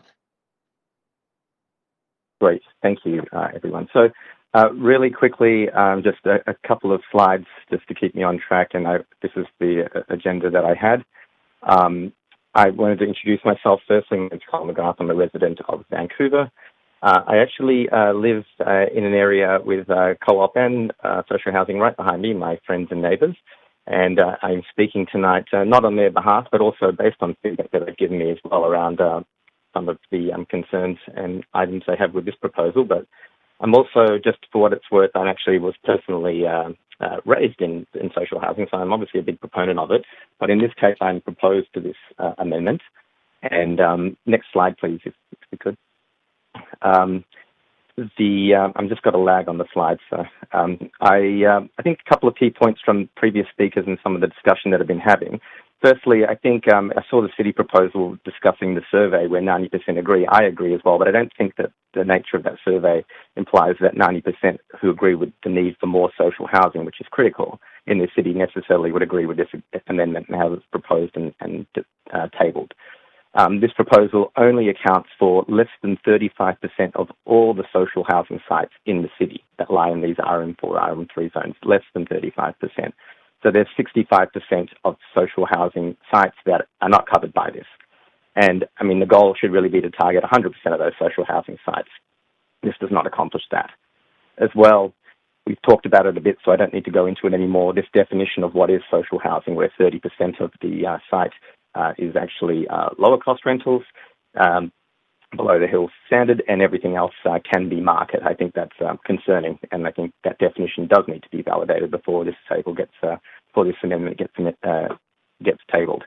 I feel very much, though, that there's some level of focus on RM4, RM3 because they are the desirable higher market rental opportunities, and this in turn leads into more lucrative situations for those developing them. Can I go to the next slide, please? The next slide really is just a sample. I've based this on sites in this area, 12,000 foot, and this is really just to accentuate, granted worst case scenario, but achievable or possible with what's being approved here. A current building sitting on a 12,000 square foot RM4 lot, we're currently sitting under 1.45 FSR would be 17,400 square feet. I see that behind me with both co-op but also low-cost rentals. In the event that this was approved, that could move to a 30,000 square foot building. However, really only 9,000 square foot of it would have to be at low-cost rental. Another 21,000 square foot of it could be at market. So, that's a net effect, 8,400 square foot loss of social housing and 21,000 square foot market gain in rental. So, it becomes obvious what's desirable, and it's understandable that many of the developers are for it, as well as saying, let's go bigger. Economics aside, this becomes extremely important in what's happening here and what could happen if this was approved. Next slide, please. We were talking about stated goals of this amendment to set up profits to leverage senior government funding programs temporarily in place, and also to the first priority is to renew the existing social housing stock. So then why do we need an indefinite amendment to accomplish this that only addresses 35% of the social housing stock? We need to do something different. I think some concerns that I had with, next slide, please. Some concerns that I had with the current amendment is written, there's very ambiguous language in there that talks about things around where typical, where possible, things should be done, and where practical. And then the other point being many things like setbacks, et cetera, are set up at the discretion of the Director of Planning. This becomes very unclear and very open for interpretation.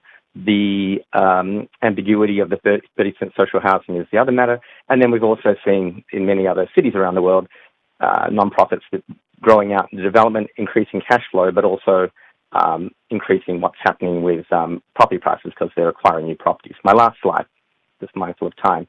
A better option. The better option, frankly, is to ask council to reject this and actually move to the city to move to a fast-tracking rezoning process, similar to what's for short, to be used for 100% of the co-op social sites in the city.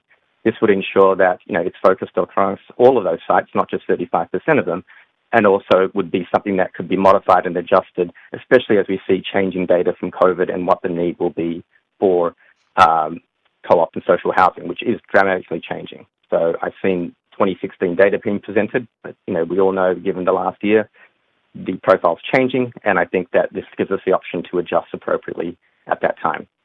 So that is my ask of council, and that is my session.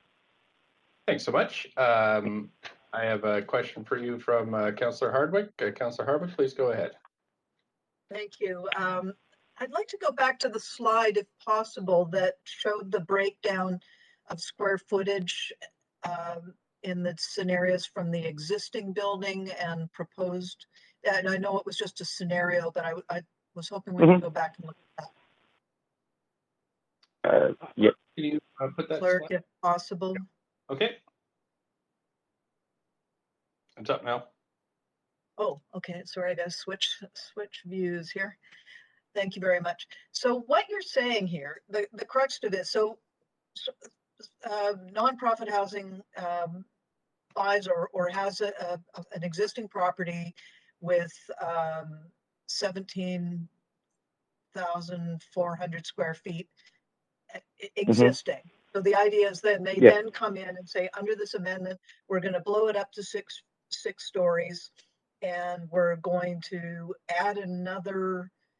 It's going to now be 30,000 square feet, but only the 30% of the new total would be allocated towards low income housing. So in fact, the actual amount attributable to the 30% social housing in this awkward definition. So we're actually losing square footage under this scenario. Yeah, correct. And gaining significant market. Why would they do that? I guess that's the question. What's the motivation? I would see that motivation, and again, this has been seen before, by increased cash flow on the 21,000 square foot, and then the ability to acquire incremental properties. So it's empire building? Well, I'm saying it's economics as well, but whatever you would like to refer to it as. But that has happened. I've heard speakers say that, well, that doesn't happen. The economics don't exist. But in conjunction with low interest loans and other things and programs that exist, I think we've seen in other places in California or Bay Area, things like that, that the economics begin to work, and then that's the slippery slope. That was going to be my other question. I think it's the next slide or two. You made reference to cities, other cities where this, if it's possible, could we go forward a slide or two, and I'll say stop when we get there. Keep going. Next slide. This one, bullet point 4. Oh, go back one, please. Bullet point 4 there. Going back. Thank you very much. Other cities in North America where similar policies have allowed advantageous zoning. Could you elaborate on that, please? I think, I'd look at this. The one I'm curious as well as part of that if the city has done any examination of these. But yeah, I think I've seen in certain places, certainly I know California for one, in the Bay Area, where land is at a premium and not just in availability, but in price, the economics became viable. That where, property, not-for-profits, effectively have become largely developers and, really have gone out about increasing the size of buildings, getting increased cash flow and asset base, and then in turn, because it's non-profit, putting it back in the form of acquiring incremental social housing, doing it again and again. Like that's what's happened. And so I fear that we're setting a blueprint for that here as well. Well, presumably there would be sufficient demand to make that a legitimate strategy, wouldn't you say? Sorry, I didn't quite hear you there, Council. No, but if there was sufficient demand, I mean, if the nonprofit housing industry is out seeking to expand its reach and build more housing, presumably there would be sufficient demand to support that. Presumably, but I think what I'm saying with this amendment too is that we're limiting it to just 35% of what is the current social housing stock with what's approved. So, before that demand kicks in and we put in place an amendment, why wouldn't we focus on 100% through a process change, city process change, to allow that to happen with the existing stock first? I mean, that was what was quoted as being the desired outcome.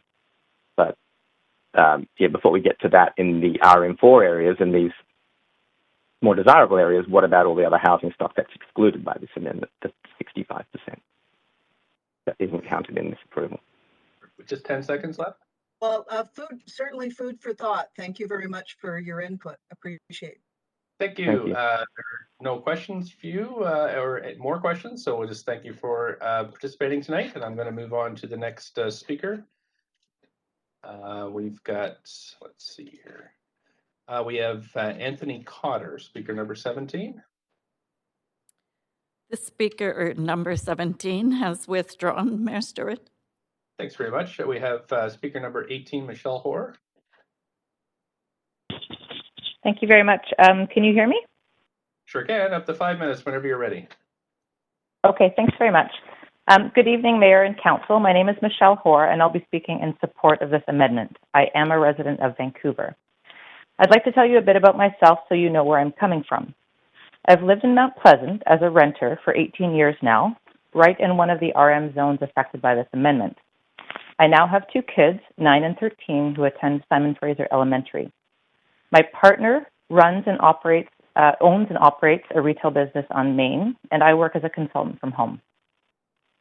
For 18 years, we have loved this neighborhood, a walkable, transit-oriented neighborhood with all the amenities we need and diverse housing, including many 70s to 90s era 3-story rental apartments. But over the time that I've lived here, I've seen affordability eroded, and I've felt firsthand how insecure you can feel as a renter, especially if, like us, you live in secondary market rental. Buying a home has always been just out of reach, but we are lucky enough to have decent incomes that afford us some choice, at least. Vancouver has become a city of majority renters. It is not a phase of life. It's a likely permanent demographic shift. Our zoning policies need to catch up with this reality and make it easier to maintain, renew, and develop new mixed-income social rental housing. I've taken part in 3 different online engagements on this amendment before tonight. In my mind, this has been a thoroughly democratic process, and I trust that you, as Mayor and Council, will weigh the overwhelmingly favorable response from those pre-hearing sessions appropriately. I find this, frankly, to be an incredibly modest baby steps proposal. I would even be happy to see the city consider up to 8 stories. But at least this will help nonprofits and co-ops to access the provincial and federal funding that they need to deliver affordability at a range of income levels. I have heard some argue that this amendment will trigger a wave of demolition of homes and old apartments in these zones. I find that, frankly, to be a specious argument. This currently will affect 62 sites in some of Vancouver's already densest neighborhoods, and of course, only along or very near arterials. God forbid that those of us who make middle incomes or low incomes and who overwhelmingly provide the essential services we all say we care about so much should, propose or want to live anywhere off arterials. Nonprofits and co-ops are not swimming in cash, ready to buy property in the second least affordable city in the world. The only way you can achieve affordability at any level in this city is by developing or redeveloping on government-owned land or land that is already in nonprofit or co-op ownership. That is a laughably small amount of land in this city. If we can't move forward on this incredibly modest Quick Steps amendment in the midst of a daily worsening homelessness and housing crisis, not to mention the COVID and climate crisis and opioid crises, then I'll really have to conclude that Vancouver has finally lost its moral compass. I was never allowed to attend a public hearing when the house across from ours was demolished to make way for $900,000, 900 square foot condos 10 years ago. But some find it's their democratic right to do so with the desperately needed affordable housing. I'll end on that note, hopeful that your staff's strong public and stakeholder engagement work is given the consideration it's due in this final phase of public input. Thank you very much. Thanks so much for your participation tonight. I don't see any questions for you, so I am going to move on to the next speaker. And again, thank you for calling in this evening. Council, the next speaker is Kishan Roy. Hi. It makes me sad that... Oh, go ahead. Sorry to interrupt. I'll be quick. It makes me sad that affordable housing is illegal to build in most of our city.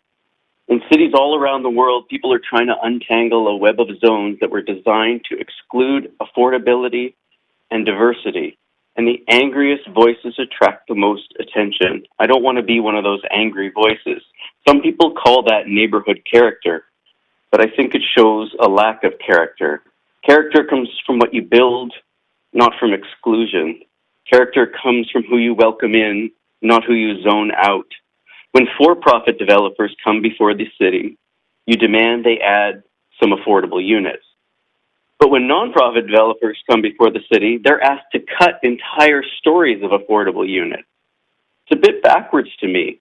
We see announcements of community housing funding coming from BC and the federal government, but where is it legal to actually build that housing? Very few spots.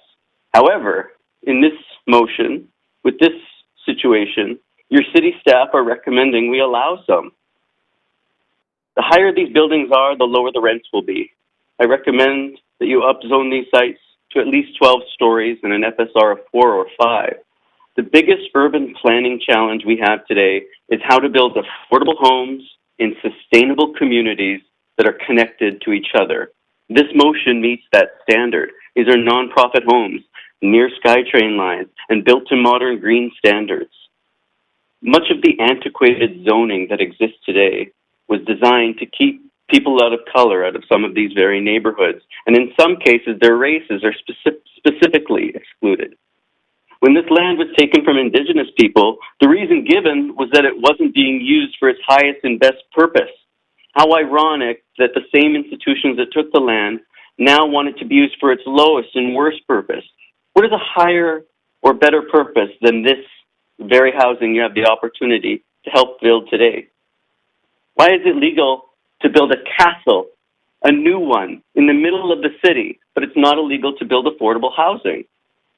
As somebody who was raised in social housing, I feel emotional about this subject sometimes. But I've also worked a lot in the sector. I've written a book on the subject, and I must say I find some of these hearings, particularly when they go building by building by building everywhere on the continent, very harmful.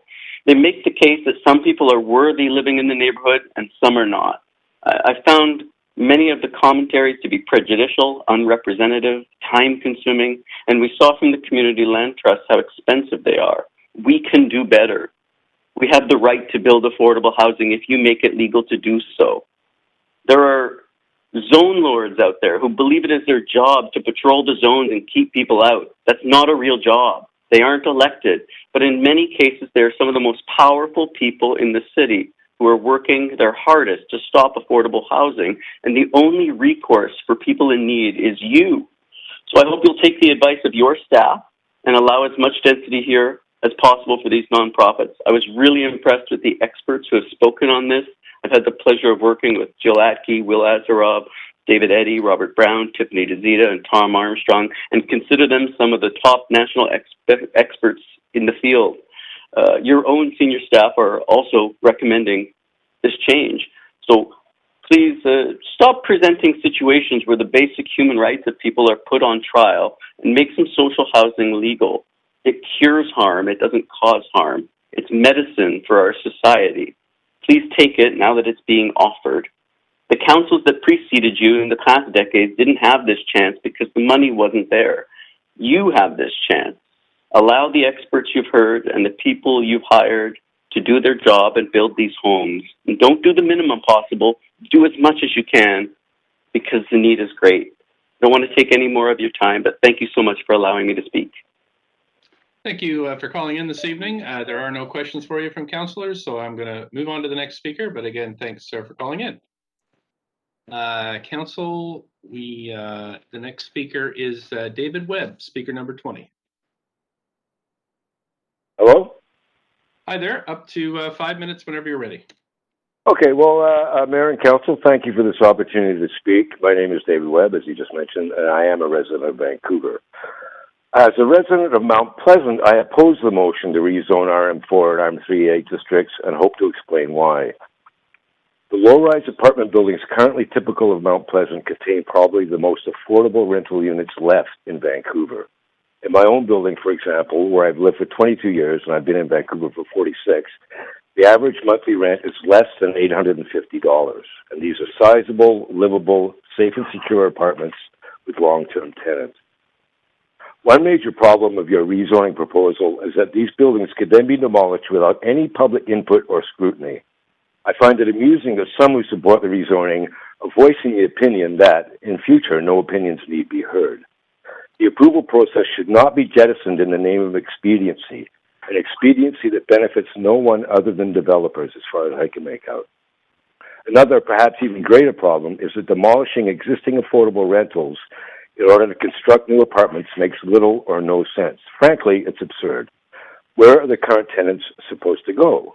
There is quite literally nowhere in the city for us to move to. Those of us who already live here need housing just as much as newcomers and first-time renters. Many people are lifelong renters. Renting is not necessarily a stage one goes through on a path to home ownership. Renters deserve the same respect and consideration as any other citizens and voters. Renters make up a large portion of this or any city's residents and are a vibrant and vital portion of the populace. As much as the city needs doctors, lawyers, dentists, managers, and so on, it also needs cooks, cleaners, cashiers, clerks, bus drivers, tradesmen, musicians, and artists. And these people need the homes they already have. This is not merely an academic exercise involving density, SFR, ratios, or whatever, and percentages of below-market rentals in new construction. This is quite literally an existential threat to those of us who live in these neighborhoods. I have a question, too, which is, under this rezoning and under first best use or highest and best use taxation, 3- and 4-story buildings would be assessed as though their sites contain 6 stories with 70% market rentals or not. I can't see any reason that that wouldn't happen. And if that happens, then it would force landlords to sell or redevelop, thereby hastening the demevictions of thousands of residents. If all this housing is truly to be built only by social housing providers, then my objections are somewhat less. But at 70% market, it doesn't seem all that much like social housing to me. And as one of the previous speakers mentioned, you see in places like San Francisco where developers take advantage of these kind of rules and like wolves in sheep's clothing, claim to be social housing providers, but are actually in it for making money like any other developer is. I don't know how you can safeguard against that, and I don't know how you can make sure that in perpetuity this bylaw change only applies to social housing providers. I would agree also that we were not sufficiently apprised of this bylaw change. Everybody in Mount Pleasant and everybody in all of these zones should have been informed of this. And also, my building's an older building, and I don't agree with people characterizing these buildings as substandard housing. In fact, I find it insulting. I like my apartment. It's probably about 750 square feet, and to find something of a comparable size and comparable livability in Vancouver now is near impossible, and I'm quite sure that most social housing would be much smaller, at least at the kind of rent that I'm paying. So that's my reasons for opposing this motion. Thanks. Thank you. I don't see any questions for you, but want to thank you for calling in and sharing your opinion tonight. I'm going to move on to the next speaker now. We have speaker number 21, Mira Orrick. Thanks, Mayor. My name is Mira Orrick. I'm born and raised in Vancouver. I'm a homeowner. Of course, none of that should matter, but I do know that some voices are often heard more than others. And that's one of the reasons that I'm here to speak tonight. The current system that requires public hearings to enable the building of social housing is not set up for success. Despite efforts to make public hearings more accessible, by nature, they aren't, because of work, accessibility, timing, and other issues. I'm here to speak in support of this amendment. I want to acknowledge the work of staff and thank them for bringing this very smart solution forward. In my view, the amendment provides several positive solutions. It allows nonprofit housing providers to start building much-needed affordable housing many, many months sooner than they previously would have. It expands the potential for greater access for more people, young people, people with disabilities, seniors, and many others. It helps to capitalize on the political alignment that currently exists provincially and federally to see real action on housing by actually building this housing.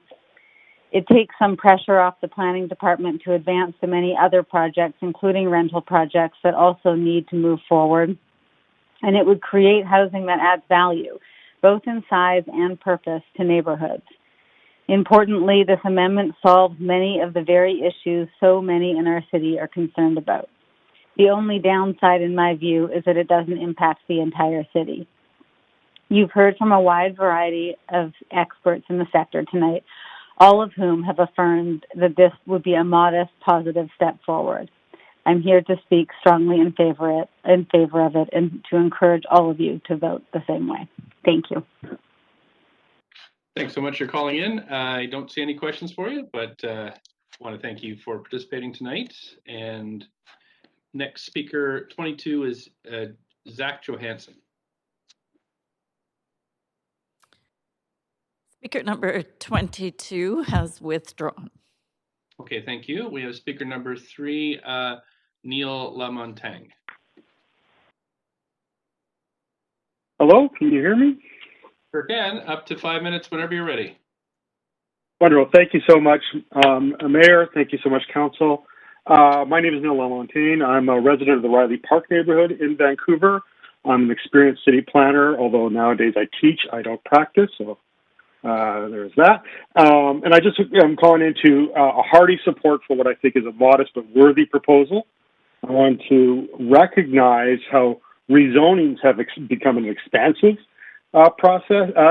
practice. They've become much more common, particularly here in British Columbia, particularly in the city of Vancouver, as cities like Vancouver seek to leverage development for public benefit. But I think in this case, the rezoning works against the public benefit. And in this case, the public benefit is more affordable homes for more residents of Vancouver. And continuing to require that full rezoning process is counterproductive to the goal of public benefit through more affordable housing. I wanted to also note that even with the adoption of this, the city is not giving up its oversight ability of these projects. We still have the full development permit process. Staff has always proven exceptionally capable of addressing context-specific issues with individual projects. Of course, that development permit process includes public consultation and public notification. So there's still many opportunities to make sure that each individual project addresses local concerns. And then I'll finally note that, the challenge I think we have is with so many projects going through rezoning, which is a process I do support, it fragments decision-making in the public dialogue on community planning. And all this fragmentation, so many projects that I have to pay attention to, puts a great burden on most residents of the city. And the more burdensome this process is, the more limited it is in its ability to engage us and engage a representative cross-section of the community. That's it. Thank you so much. I strongly support this proposal. Thank you. No questions for you tonight, so I'm going to move on to the next speaker. Thanks again for coming in. Jennifer Bradshaw, speaker number 24. Mayor Stewart, speaker number 24, we're just checking, but does not appear to, nope, is not on the line. Okay, thanks. We have speaker number 25, Bill Thielman. Thank you very much, Mayor Stewart and councillors, and thank you for giving up a beautiful sunny Vancouver evening to hear from the public. Despite what you may have heard on Twitter, I do indeed support social housing. I live on West Broadway in Kitsilano in Vancouver in a 4-story building next to the Broadview Housing Co-op, who are our neighbors, and appreciate them a great deal. My basic concern is to preserve citizens' democratic right to be heard on significant changes to their neighborhoods, and to have their elected representatives be accountable for their decisions, not unelected city staff. And a 6-story building is a significant change. I'm also concerned, as many other speakers have been, about the lack of information to affected neighborhoods. I only became aware of this when I looked at my Georgia Straight newspaper and saw about this. I had not heard about it previously, even though it affects the neighborhood that I live in. I also note that we have not yet received the Broadway plan that the city is working on, something that would seem to me to put the cart before the horse. Lastly, it's being late in the evening, I'm going to be as short as I can. I do feel some concern that there could be a backlash against against social housing if the city moves forward with this motion. I think that neighborhoods and people who are generally supportive of social housing, and I think most people are, may decide that having seen some 6-story buildings go up in neighborhoods that do not allow 6 stories and have a significant impact on those neighborhoods, there could be antagonism towards future social housing projects, and that concerns me as well. With that, I will conclude. Thank you so much. You do have a question from Councillor Hardwick. Councillor Hardwick? Bill? Hi, Bill. You there? Hi, Councillor Hardwick. Hi. So just again, I think your main point was democracy, insufficient public consultation. That's at the crux of your objection, correct? That's correct, Councillor. Right, democratic right to be heard, not unelected staff. Where do you sit on the question of the definition of social housing? The ambiguity around that has been something that has been discussed at some length here. Well, I'm concerned, and of course, the idea I think that several previous speakers have raised, both pro and con, actually, that rental market, 70% rental market housing and 30% social housing counts as social housing is a concern, and I think that something that most Vancouver residents aren't totally aware of. I am concerned about overheight of whatever nature it might be, whether it's social housing or condominiums, and there are some projects that I have to say I wasn't aware of until recently that I also share concerns about and would want to avail myself if possible, and some of them are already too far gone, to actually have made comment on or will make comment on in the future. But, I think we all need to be on the same page as to what's being proposed and what's being understood. And I hear the very emotional and compassionate comments from some of the speakers tonight, some of whom I know and are friends and acquaintances of mine, and I'm on the opposite side from them. And I don't think that ultimately, Councillor and Council and Mayor, I think ultimately Vancouverites are compassionate people. They do support social housing, but they do want to be heard. And I think that that's fundamental to me in any kind of a democratic system that we have, that they have the right to be heard and that their elected representatives be accountable for those decisions pro or con. Do you have any concerns that this move could have implications in the market outside of social housing? There's been suggestions both that it could disrupt existing affordable housing and apartment buildings, for example, but also spill over into adjacencies in other market condos and things of that nature, going up to 6 stories once the precedent has been set. Oh, I don't think there's any question that that would happen. And I also found Mr. David Webb, who spoke from Mount Pleasant previously, made some good points on the impact on rental housing, affordable rental housing in the city of Mount Pleasant. I think that, it is the so-called thin edge of the wedge in many ways. And I think it's a significant problem that that we would see, there's 6-story social housing, so who cares if we have 6-story or 8-story condos and et cetera. I mean, I'll be very blunt. I don't want to. I live on West Broadway. I don't want to see West Broadway or East Broadway become a canyon. I don't want to see that happen. I don't think anyone should. And the idea that that nothing else will happen, there'll be no consequences, simply doesn't ring true to me at all. I think that clearly, and I've supported increased density, but there are obviously limits to the tolerance of the neighborhoods that are faced with these kind of changes. And I think that the city it's incumbent on the city and its elected representatives to consult fully with people and not say, okay, we had one meeting and now we're going to let city staff decide on a massive number of potential projects because we had a hearing on a Monday night and another night, Tuesday night. You mentioned the Broadway plan, living on Broadway being appropriate. You said that this was putting the cart before the horse in terms of the sort of the steps in planning this area. Can you elaborate on that? I mean, are you participating in the Broadway plan, and do you see this as being in any way contrary to its ambitions? Well, I'll be very blunt, Councillor. I know very little about the Broadway plan, and I live on West Broadway, and I have for 25 years. And I bet you if I walked down my street and said, you know about the Broadway plan, are you involved? What do you think, pro or con? Almost nobody would even know about it. And so, these changes are far-reaching, and they have significant impact, and yet the people who are most effective may well not have any idea, just like with this motion. I found out a few days ago about it, and I like to think of myself, and I think you on council and people listening know that I'm fairly politically astute and I follow a lot of stuff, but I hadn't heard about it, and so I scrambled at the last minute to make comment on it and get onto the speakers list. But I would be surprised if anyone in my building even knows about it unless they saw it in the Georgia Straight or the Vancouver Sun this morning. So Broadway plan, I really doubt that they know about it. Thank you very much. That's the time this evening. For those listening, you can just Google Broadway plan, and there is lots of information there for those who are interested. Thank you so much for calling in tonight. And we have the next speaker is Luke Harrison. Hi, Mayor and Council. Can you hear me? Yes, we can. Up to Hello? 5 minutes. Okay. Great.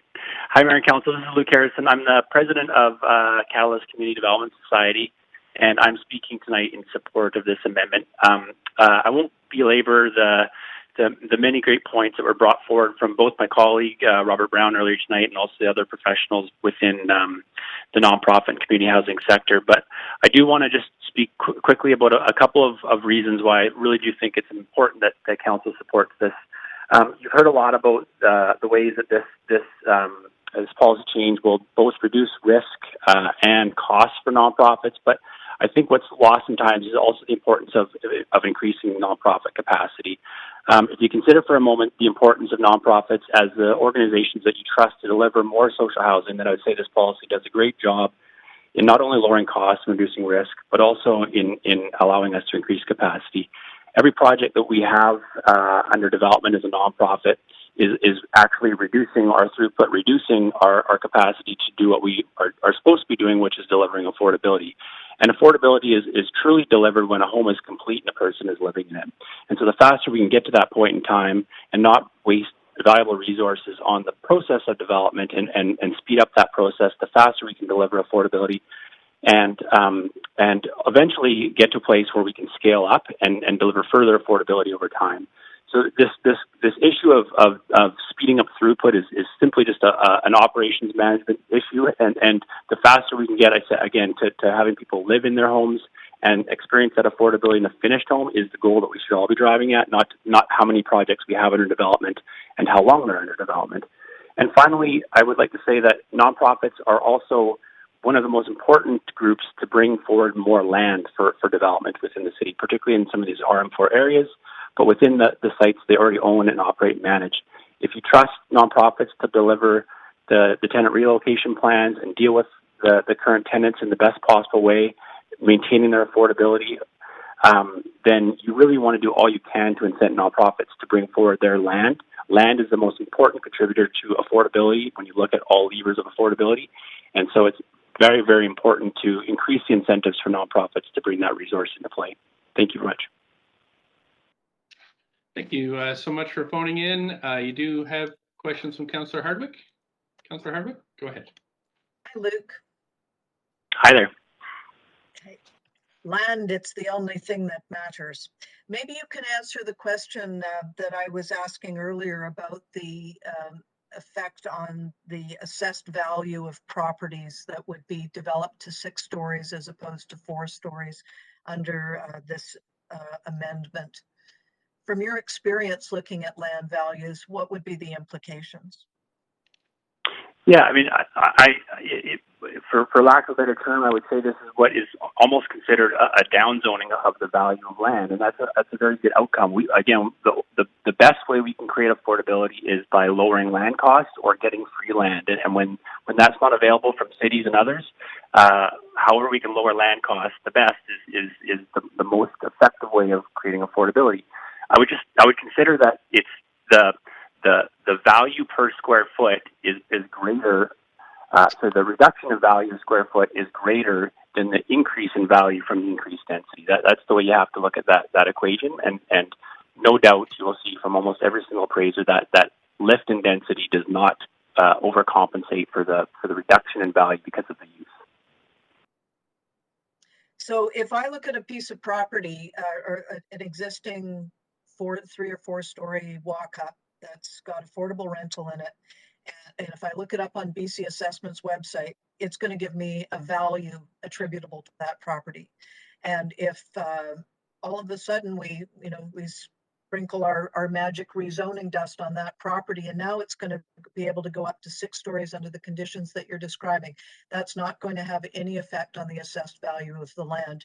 Or as you're suggesting, it's going to downzone and reduce the value of the land. Is that accurate?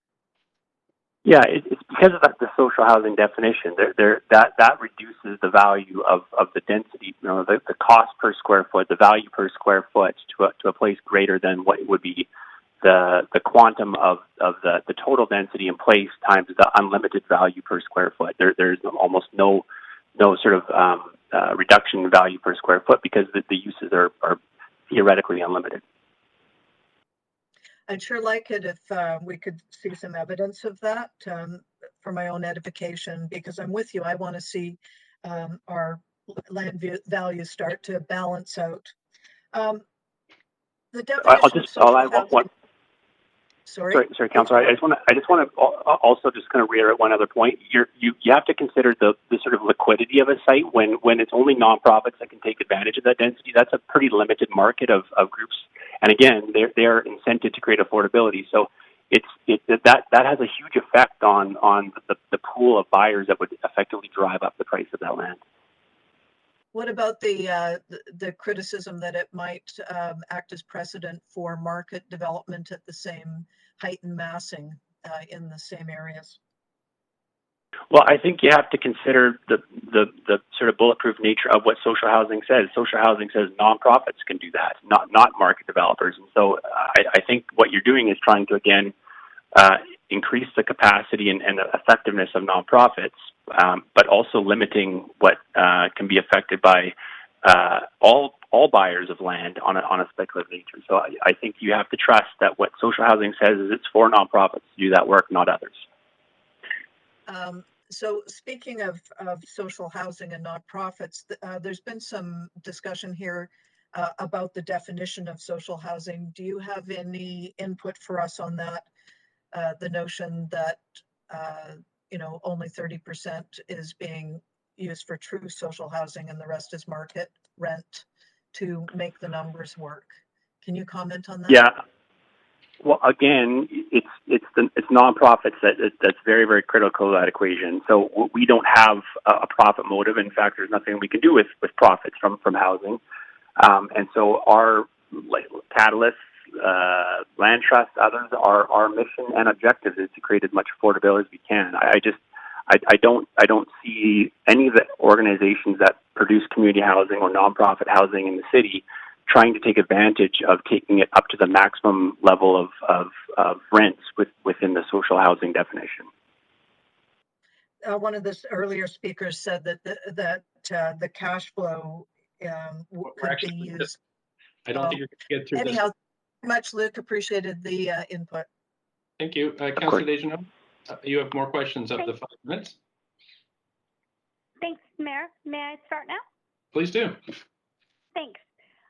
And thanks so much, Luke, for your presentation. I had a question just in listening to some of the speakers, and especially residents and their concerns with not being able to have consultation oversight, and, hearing some examples of times when perhaps social housing, and I use that with quotations because it certainly is the city's definition. I know that there's different definitions, but we try and, align ourselves with BC Housing CMHC. Would you say, speaking as a nonprofit housing provider, that it's reputational, that you do your best, and that sort of regardless of the, whether or not there is that consultation, that you do try and engage with the community? I mean, I'm only asking you to speak for yourself, but, trying to engage also from nonprofit housing providers. Hope I'm being clear. Yeah. Well, I would say, when I'm speaking for Catalyst, it's inherent in our name that we're trying to build community within the projects we deliver, and we do projects within communities throughout the Lower Mainland. And so it's entirely important for us to understand and build housing that is suitable and meets the needs of all stakeholders that we engage, both within the buildings that we operate and in the communities we operate within. I don't really know how to answer that other than just say that is really the intention, I think, of all the groups that I know in the nonprofit space to do that, and that's the job that we do. I suppose maybe the faster way to phrase the question is, I understand the importance of public consultation here at the city, but also sort of wearing your hat with Catalyst. It doesn't preclude you from also going out and engaging with the community, which I would assume would also be beneficial to your clients. Is that correct? Like, you don't need the city's consultation process to engage with the community also. Is that correct? It is definitely a part of the process, but we go above and beyond to make sure that we have all stakeholders and do the proper engagement within the community. I'd say one other thing quickly on that is a lot of these RM4 sites that we're discussing tonight happen to be within mature existing neighborhoods where nonprofits have operated for a long time already, and they've been big parts of those neighborhoods that they've been operating within, and have had great community engagement as operators within those communities. And is it fair to say that, some residents of Vancouver might not even know that there are nonprofits operating, and that idea of, everyone's door is the same and this isn't social housing and that door is market housing? Is that something that you sort of see being a little more apparent through, this amendment tonight that we're considering? I would say that the amendment does a good job, again, to reduce things like capacity constraints, cost constraints, and others. But ultimately, you're trying to create housing that's affordable to the people that live and work in Vancouver, and that's what the goal of social housing developers are, like Catalyst. How that project looks and the definition of the owner, I think, is really unimportant at the end of the day. I think it's that we're delivering quality housing for people that, again, live in Vancouver, want to work in Vancouver and be close to their lives. Appreciate that. Maybe it's not about how it looks so much, but do you think that this could preclude some of the divisiveness that we see sometimes with social housing providers and buildings before they have an opportunity to, for lack of a better word, show their stuff and show that they can be good community partners and good neighbors? I think your question is does something like a definition cause divisiveness between communities, and that's a difficult one. I think there's things that are important to a policy that are kind of a legal construct that we have to abide by and work with. At the end of the day, we just try to create housing for people that live in Vancouver, and it happens to be for a certain demographic. Again, how it looks, what it's called, how it's defined is very, very secondary to us. Thank you so much. Sorry, I have a very limited scope I'm allowed to ask in public hearings. So thank you. I appreciate your comments and your presentation tonight. Thank you. There are no other questions, so I'm going to move on to speaker number 27, Vaughn Evans. Speaker number 27, we're not seeing on the line, but if you could just hold for a moment, we'll double check. And I'm getting confirmation that speaker number 27 is not on the line. Okay, thanks. I'm going to call then the first time for additional speakers, 1-833-353-8610, code 1061445 # to get on the list. And clerks, I'll ask, is there anybody else on the line for this item?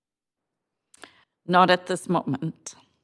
Okay, I'll do the second call then. All the information is on the live stream, both the city one and YouTube, and it's also been tweeted out.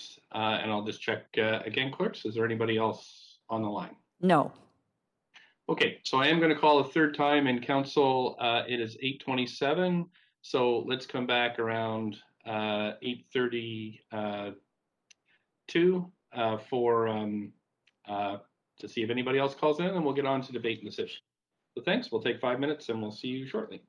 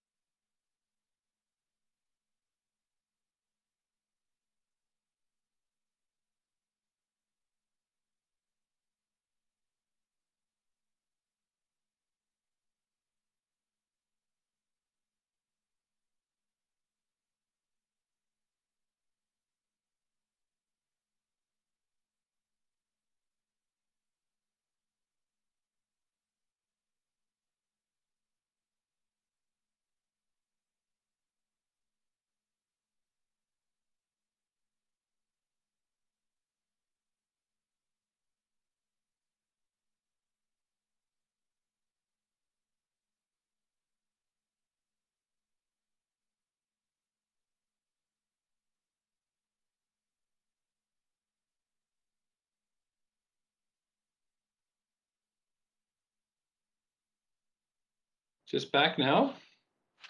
Just going to check. Is there anybody else that has phoned in?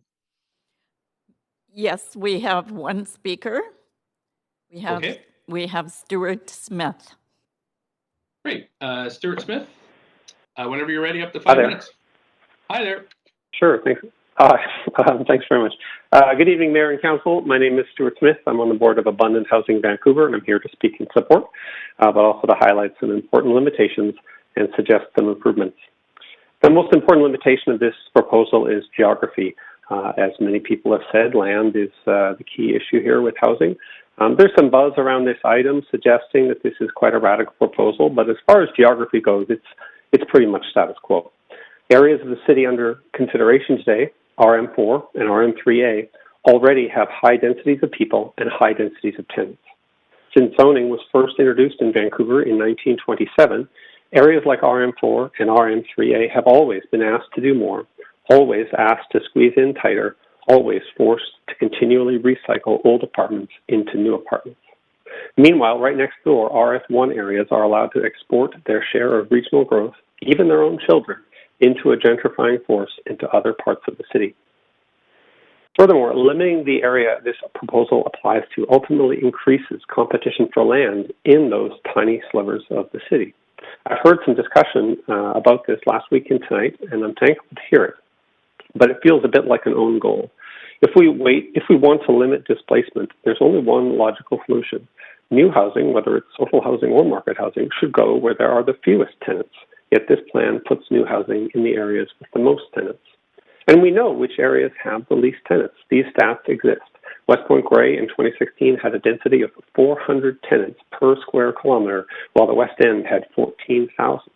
Yet we continue to focus housing in the West End, while West Point Grey is left for dead. Thankfully, there's an easy solution. Amend this proposal to apply to the areas of the city with the lowest density of tenants, RS1. Alternately, if you want to be fair, the whole city, every single lot. Going even further, the proposal would be limited to only apply to owner-occupied lots to reduce displacement even more. As an example of why you might want to do this, I'd like to tell you my story. I live in a 110-year-old market rental building in RM3, and I have for over 20 years. For several years, my building has been listed for sale, and I fear that if it sells, I will find my housing security at risk. If tonight's proposal levels the playing field between social housing providers and other housing providers competing to buy my building, that's great, I guess. But an eviction due to social housing is just as traumatic and as avoidable as any other. Knowing my old building is now social housing will be cold comfort if, to get it built, I have to leave my family, friends, and job to go live in Calgary. However, as I said, there's an easy answer. Amend this proposal to apply to the tens of thousands of owner-occupied lots in RS1 rather than the hundreds of tenant-occupied lots in RM4 and RM3A. This will dramatically reduce competition for land in these areas, and with it, the risk that tenants like me will be asked to leave. There was a comment earlier from a speaker who said that nonprofits couldn't afford to buy existing apartments, and again, if that's correct, then I think that's great, but I still think it misses the broader impact. All land uses compete with all other land uses. All increased buying power in these regions affect every other. Maybe a nonprofit can't buy my building, so they buy a different site, but by taking that site off the market, a rental or a condo builder then needs to go for my building instead. So it's all connected. There is one aspect of tonight's proposal that is quite radical, and that is the straightforward notion that if we want to reduce wait lists, lower rents, and lower prices, we cannot give anyone a veto over six-story buildings, even people who don't want Broadway to be a canyon. The people who are most affected are not the people who might have to look at a canyon of six-story buildings. The people most affected are the people who don't have housing or the people who have insecure housing. We could do with a wholesale reevaluation of what merits a veto over housing and what does not.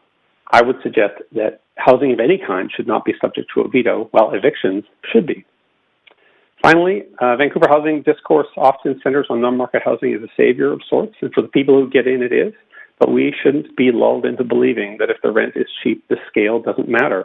A few people have talked tonight about wondering why we might want extra FSR height. Well, there's a straightforward answer to that. There are hundreds of thousands of people who want to live in Vancouver, and if we don't create the possibility for them to follow their dream and join us, then we're going to get bad impacts. We're going to get long wait lists. We're going to get high rents. We're going to get high prices. So we need scale, and we need lots of land. Anyways, the non-market solution to the housing crisis means allowing enough housing in every neighborhood to reduce wait lists to zero in every neighborhood, including Shaughnessy and including West Montclair. Today's proposal won't do that, but it's a step toward it, so let's do it. I urge you to dismantle this veto system we've created and approve this rezoning, but also to consider amending to rezone RS1 as well. Thank you. Thanks so much. I don't see any questions for you, so that's it for this evening. I'm going to ask the clerks, is there anyone else on the line? Mayor Stewart, I'm checking. I'm understanding there is no one on the line, but if you just give me a moment. Okay. Yes, I'm getting a confirmation that there is no one else on the line. Great, thanks so much. So we're going to close the speakers list then, and as we've received few public comments since 5 p.m. today, we're going to close the receipt of public comments. And before we go to questions perhaps to staff, I'm going to ask staff if they have any closing comments.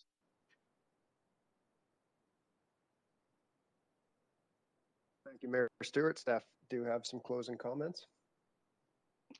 Please go ahead whenever you're ready. Thank you.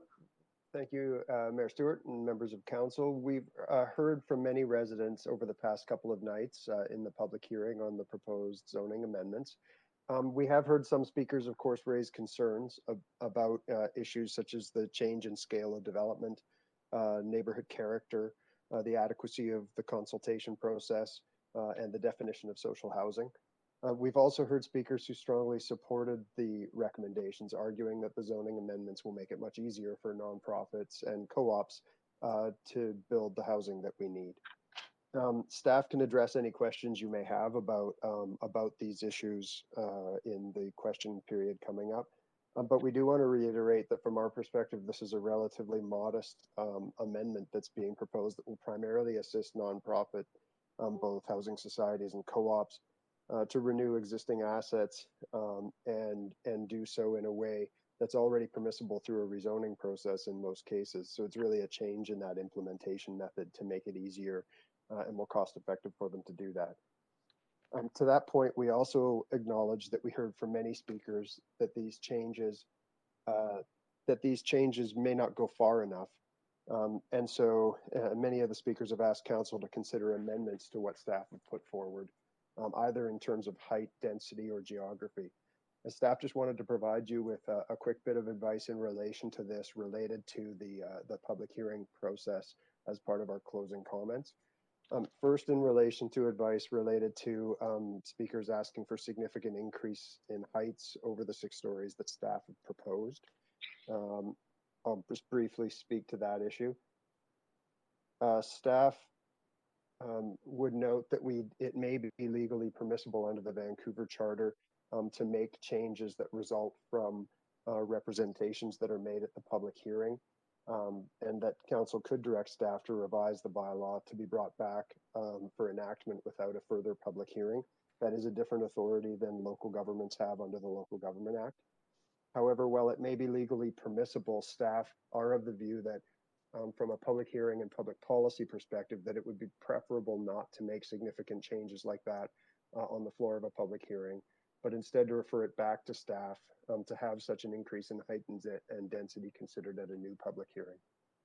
And so the other reasons that there would be concerns with a move to change the height so significantly on the floor would be some technical reasons related to the fact that the guidelines that have been developed would not handle or accommodate buildings of 8 to 10 or 12 stories. We would have to be looking at technical work such as potential review of infrastructure implications and those sorts of things. So while it may be legally possible, staff would recommend that council, if they would like to entertain additional height, as has been discussed by many of the speakers, it'd be preferable that that direction come to staff outside of the public hearing process, most likely through a council motion through the normal notice of motion process. We also heard some speakers speak to an interest in seeing additional density, relatively modest increases in density from the staff proposal. under the 6-story height limit. Should council wish to provide another option that would be immediately achievable in response to what they've heard, it would be possible for council to provide a modest increase in density, say from the 2.5 that staff have proposed up to perhaps a maximum of 3 FSR, but maintain that 6-story height limit. Staff believe that a 3 FSR could be accommodated under a 6-story form, provided there's sufficient frontage, and that it's a relatively cost-effective form to construct, as we heard. So that approach would be much more aligned with the current guidelines and the current proposal from staff. Finally, on geography, we did hear from some speakers that they'd like to see an expansion in the geography. Staff acknowledged that this proposal is contained in zoning districts where we already see apartment forms. The notion of extending the geography is something that we will be looking at and considering, but through much broader planning processes, such as the Broadway plan process and the Vancouver plan process. So I would end there. Staff are available to answer any questions you might have. Thank you. Thanks so much for that. There are a number of councillors with questions. And again, council, this is a question period. This is questions. Once the report's moved, we get into debate. So Councillor Swanson, questions for staff.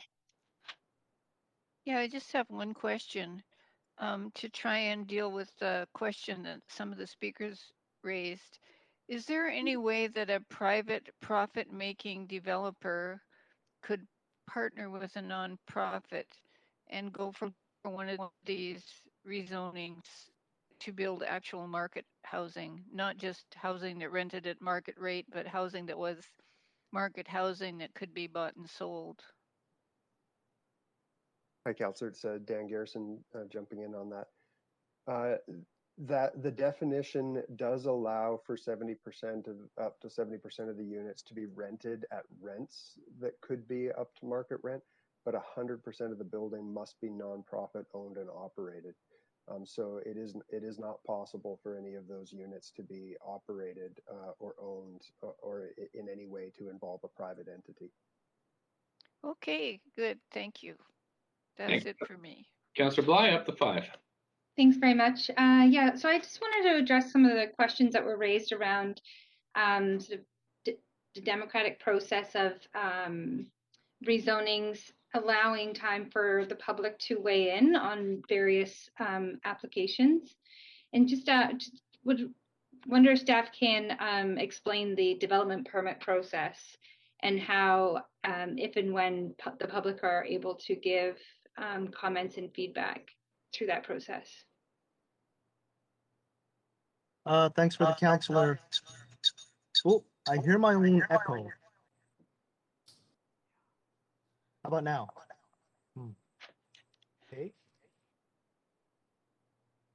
Hold on 1 second, please. Yeah, I've just stopped your timer, Councillor Bly.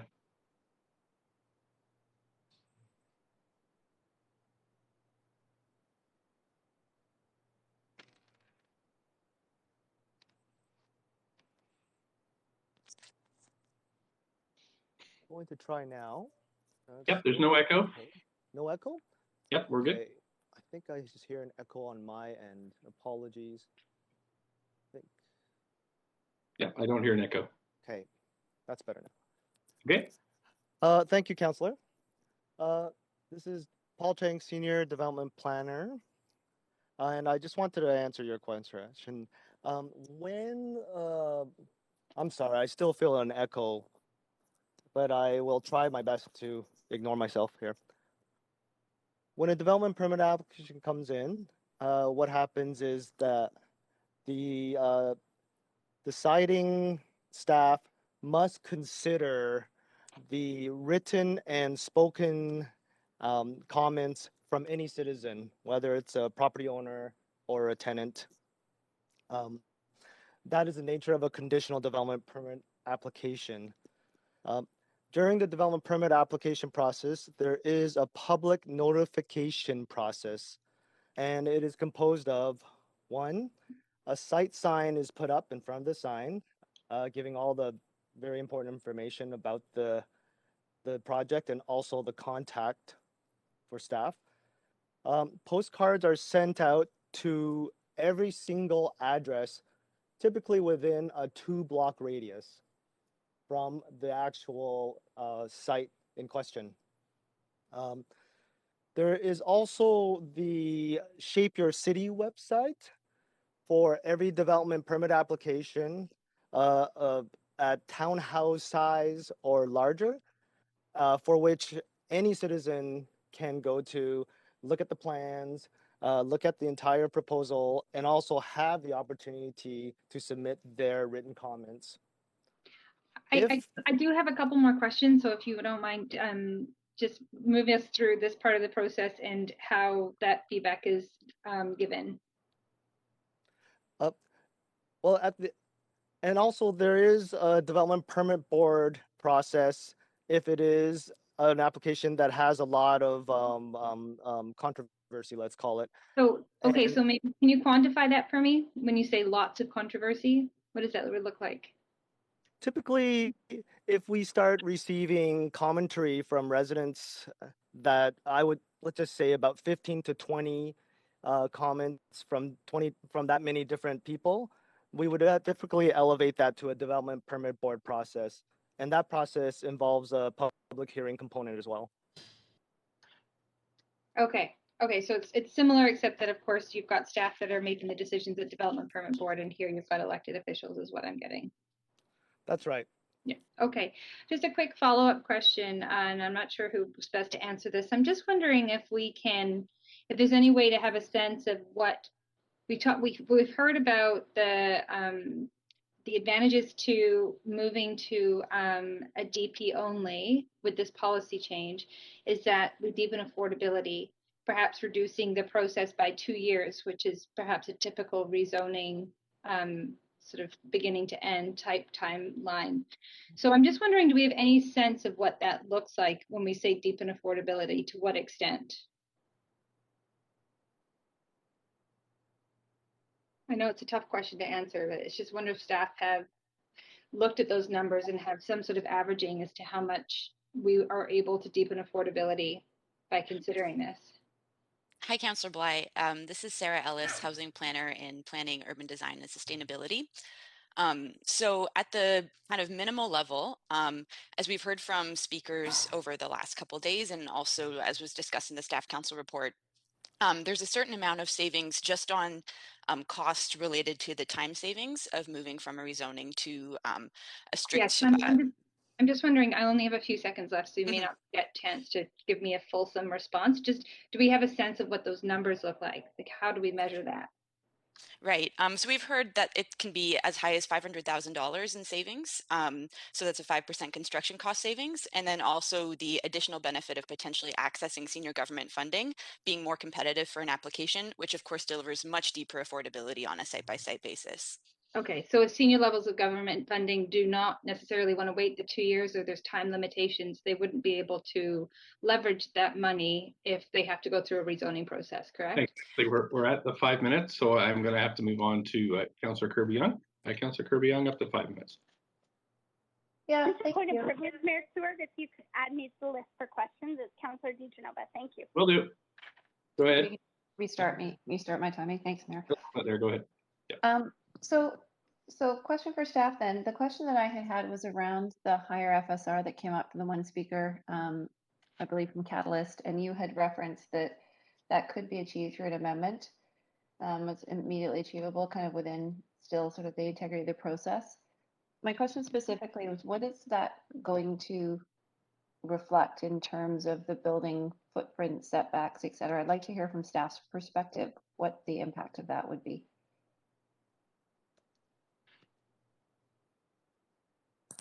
Hi, Councillor. It's Paul Chang again. There would be a little bit of an impact. First of all, the original 2.5 FSR that staff are suggesting has built in it an ability to get a little bit of step backs for the top 5th and 6th story. So if it was at 3 FSR, we wouldn't get that as much. Furthermore, that 3 FSR could be accommodated, but what would happen is that the rear yards and the front yards would probably be decreased by about 4 feet. So potentially you would be losing some of that outdoor space that residents would have access to. Presumably that's the only outdoor space that they have, correct? Oftentimes, if we find that the outdoor space isn't quite sufficient, we really would like to see the applicant utilize the roof for extra outdoor space. Okay, and has that perspective changed at all from staff with COVID and the need for people to be able to kind of access and get outdoors? Our position with respect to outdoor space remains the same, whether it's COVID or not. We want people to be able to access the outside, whether sometimes it's in the guise of a private balcony for a particular unit. But for smaller units, we would consider them not having to do balconies, but instead having an outside private amenity space. Right, and so that, I guess that would sort of be the trade-off, is you don't want to compromise on the space. You're potentially gaining 10% additional living space if it's as expressed by that specific speaker, but then you're trading that off on the outside, right? A little bit so, but I think we could make it work. Okay, and is that specifically the reference in Appendix A in 4.72? Is that what would need to be amended?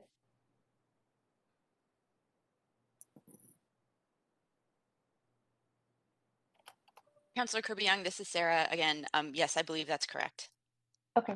Moving on to a different question. Can you address one comment that came up from several different speakers about the impact on highest and best use taxation for this if this pre-zoning was applied and the building had not moved forward with an application yet, and how that might impact existing buildings? Yes, definitely.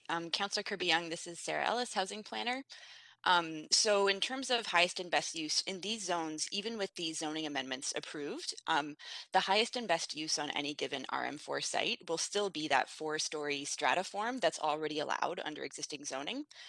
These are forms that can generate profit for a private developer, unlike the nonprofit social housing that is enabled under this proposal, which does typically require actually additional subsidy to be viable in most cases, even with free land. And this was confirmed by our testing results, which are included in the staff council report and also echoed by public comments. Okay, sorry, can you reflect that back to me again in simple terms? I apologize, I'm a little tired today. So we're saying that people would see their taxes go up, or they would not, because it's zoned for highest and best use, but it's for social housing as opposed to maximum profitability on the site. I just want to be clear.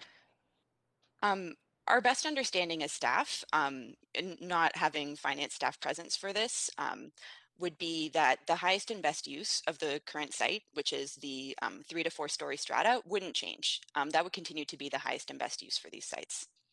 Okay, regardless of whether or not the council approved this or did not approve this report tonight. That's right.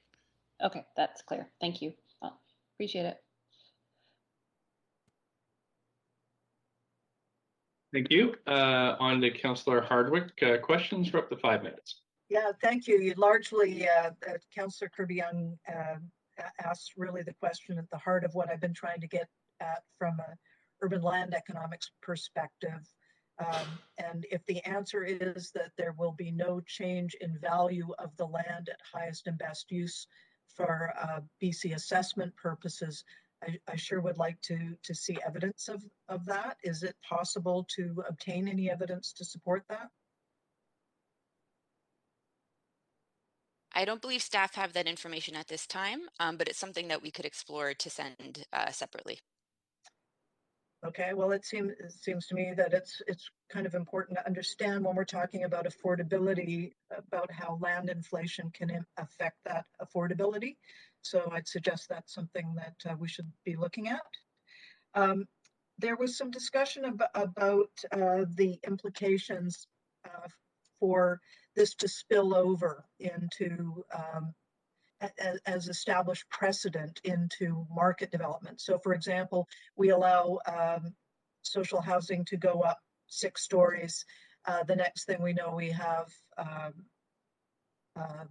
market strata coming around and saying, well, they got 6 stories, now we want 6 stories. What's your response to the precedent-setting nature of this? Thanks, Councillor Hardwick, for the question. This is Sarah again.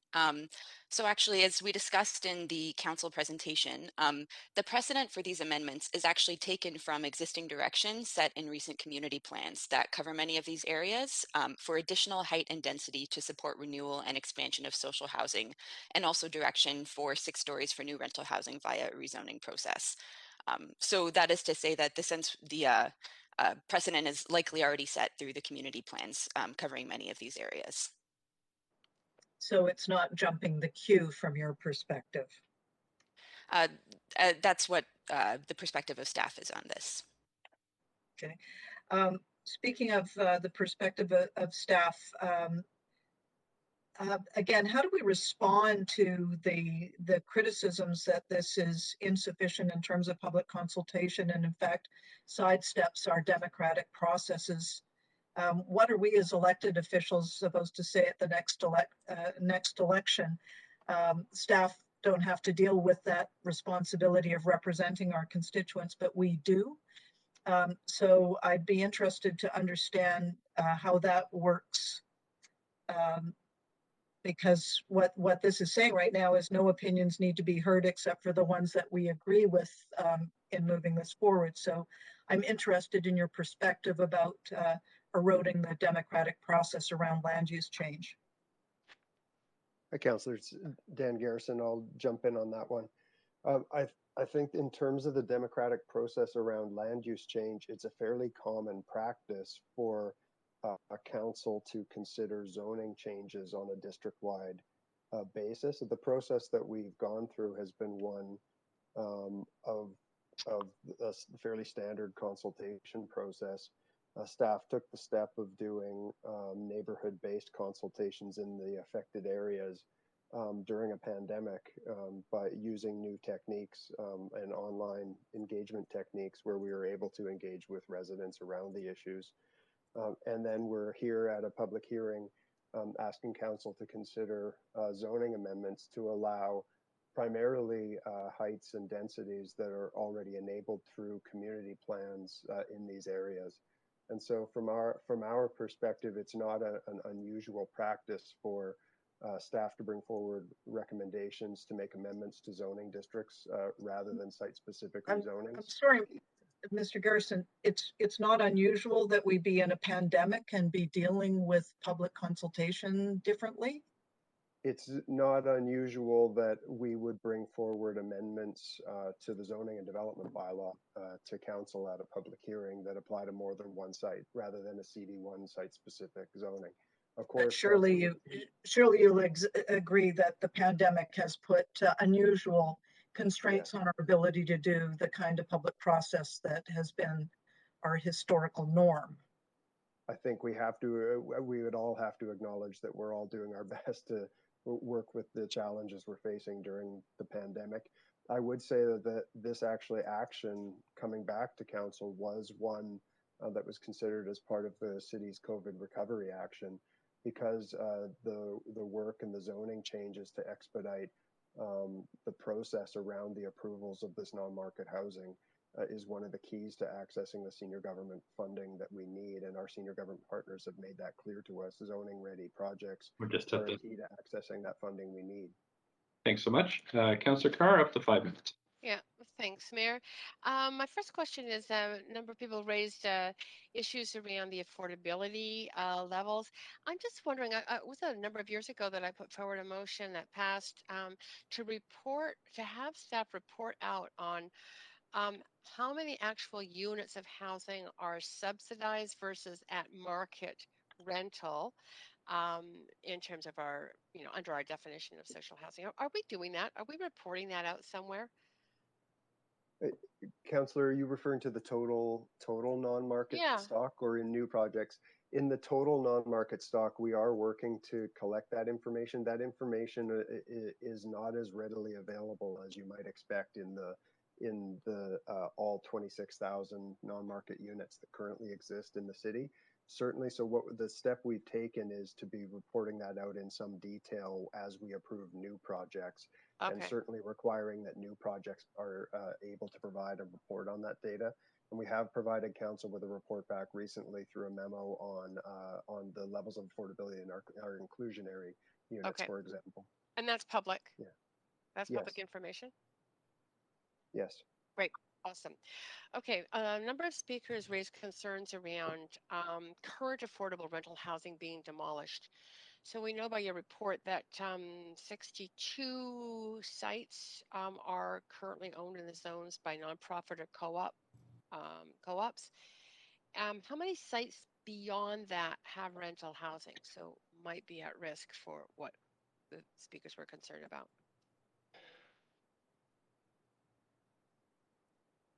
Do we know?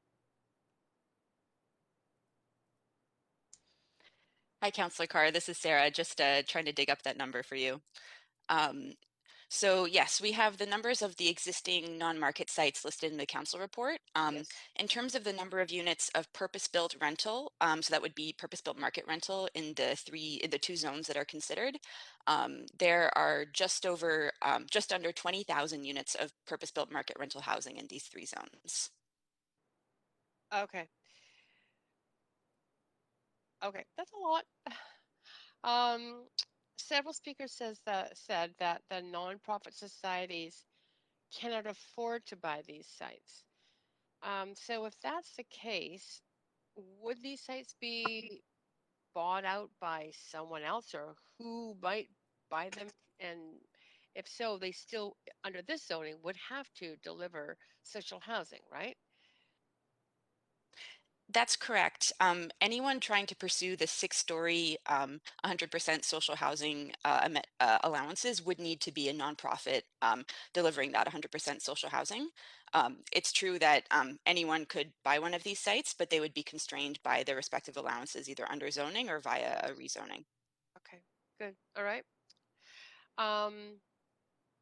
The idea was raised by one of the speakers around bringing in a fast-track rezoning process like the SHORT program for all social housing.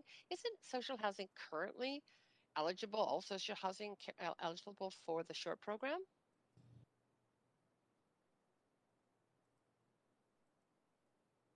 Hi, Councillor Dan Garrett chiming in. Yes, so generally speaking, social housing projects coming forward in the city wherever possible are moved into the SHORT program and expedited through the process. Okay. And what has been the uptake on that, Dan? The uptake on SHORT? Sure. Yes, for the social housing. Yes. I don't have the exact numbers of the projects in the system in front of me.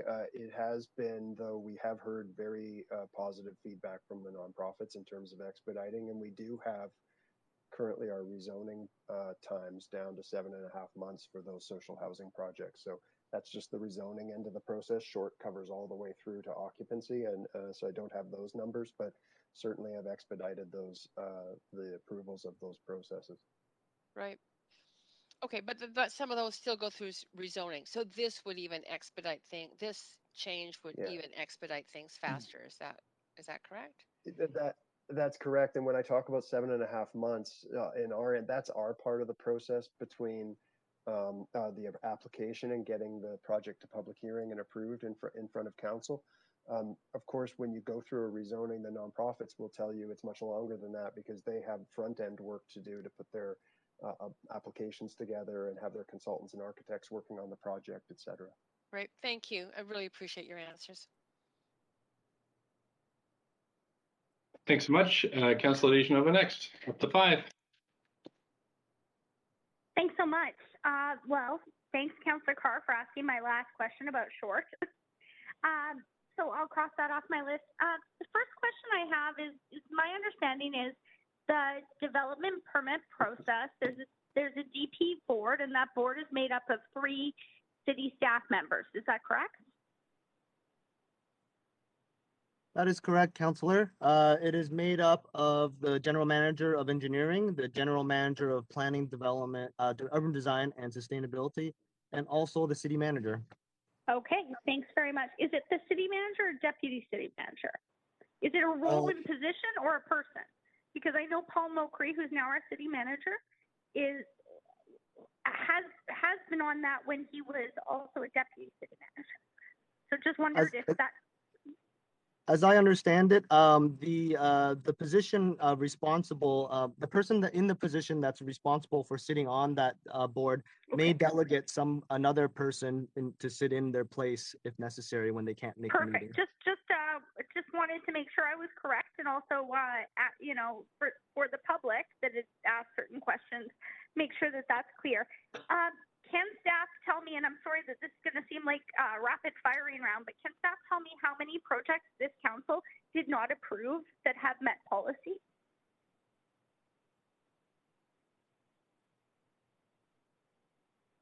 That would meet these same definitions as affordable rental social housing?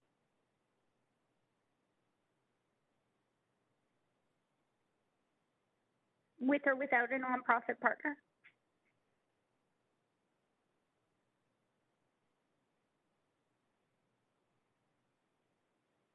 Councillor, this is Teresa O'Donnell, and staff is all kind of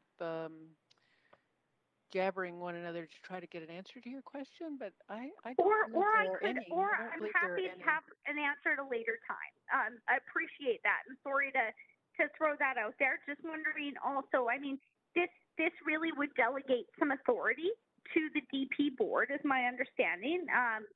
Thanks so much to to staff for looking up that information. But I'm just wondering, I mean, when the DP board considers something, like for instance, I'm thinking 105 Kiefer, different project, different, zone. However, that was voted down at the development permit board. So I'm just wondering, is it all projects that meet policy that the development permit board would move forward with? Or is there other considerations that are made? Yes, it is the projects that move that meet policy. We wouldn't take a project that didn't meet policy, and Paul is correct. If we sense there's a heightened public interest, we would always do it at DP board and allow for the public to be heard in person, remotely now. Then having just the director of planning approve those. Okay. And then I understand, like, 105 Kiefer was an example because with my understanding, it met policy. That's why it was brought to council. And appreciate our acting director of planning, development, and sustainability. Sorry to put you on the spot. I understand you joined the city after that. But I understood that met policy. However, it did go to the development permit board. So I'm just wondering, and at that time when it was at the development permit board, it was opposed by that board. So I'm just wondering if that was a unique situation or if we could see that happen again here.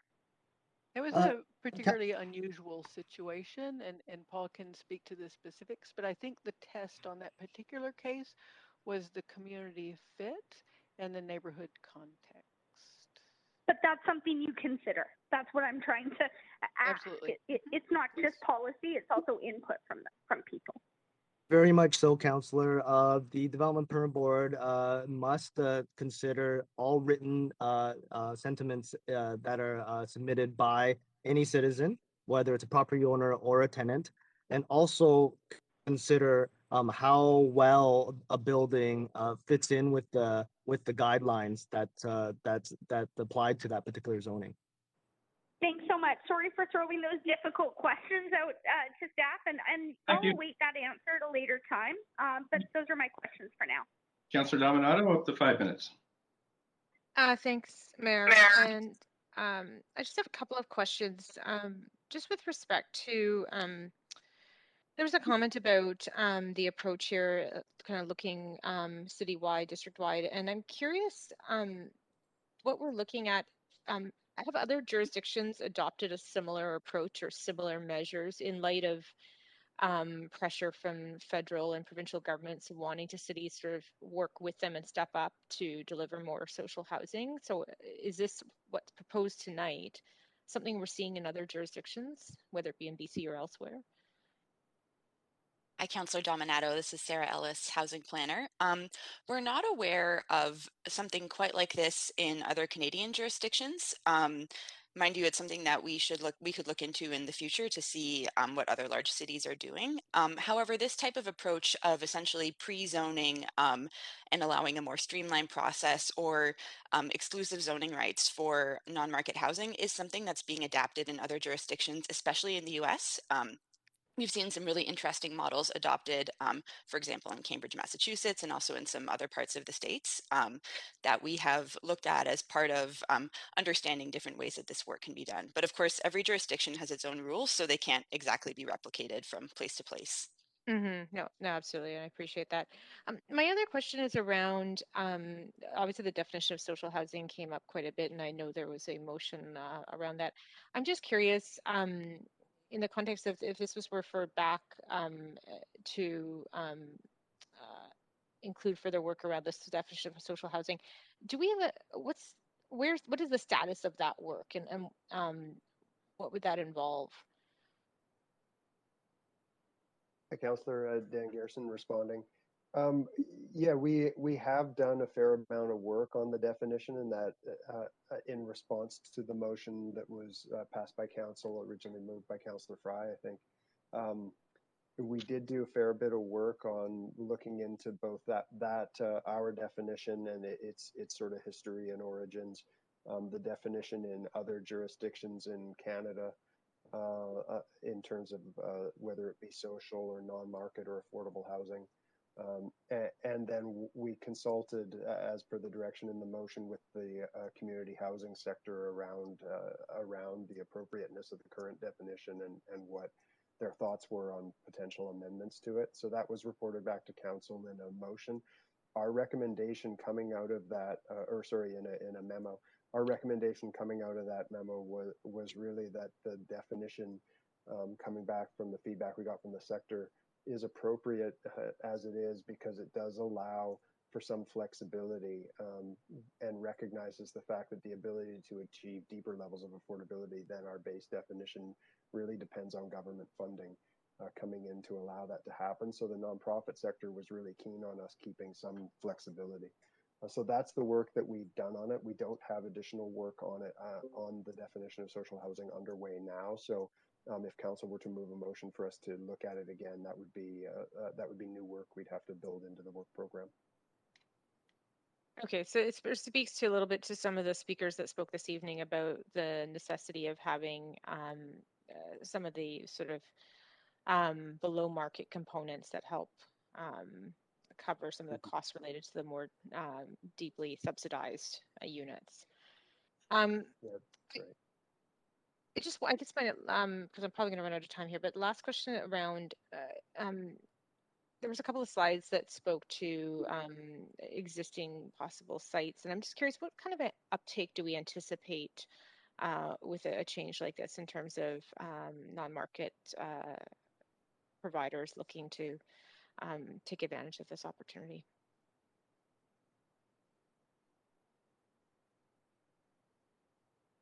Councillor Dominato, this is Sarah again.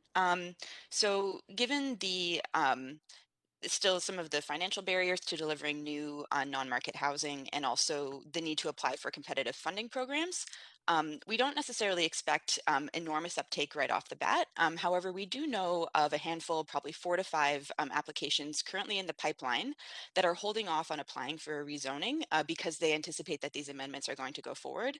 And these do include some Indigenous-led sites as well.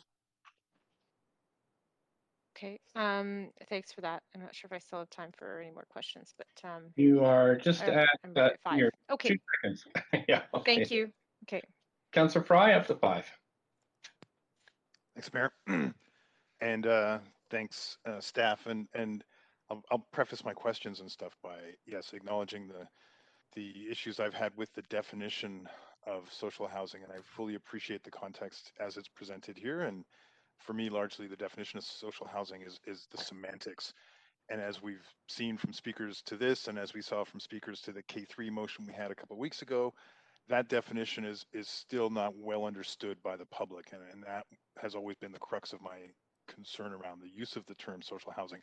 That being said, I appreciate the context that it's being applied in this report and this public hearing, and I'm generally supportive of what is being proposed here. But just for clarification, as we are defining social housing in this context, it is housing that's owned for a not owned by a co-op, government, or a not-for-profit with at least 30% at Hills or less. That's correct, yeah? That's correct, yes. And Hills right now is $13.75 for a one-bedroom. That sounds right. Yeah, I don't have the numbers right in front of me, but I think it's 55,000 a year is the income threshold. So, okay, so looking at that as the sort of benchmark of the affordability that we're talking about here, what do we have in the RM3 RM4 district right now as far as older affordable rental, like rents? Do we have a sense of what those rents on average are in some of these older RM3-4 buildings? Hi, Councillor Fry. This is Sarah, housing planner, Sarah Ellis, housing planner.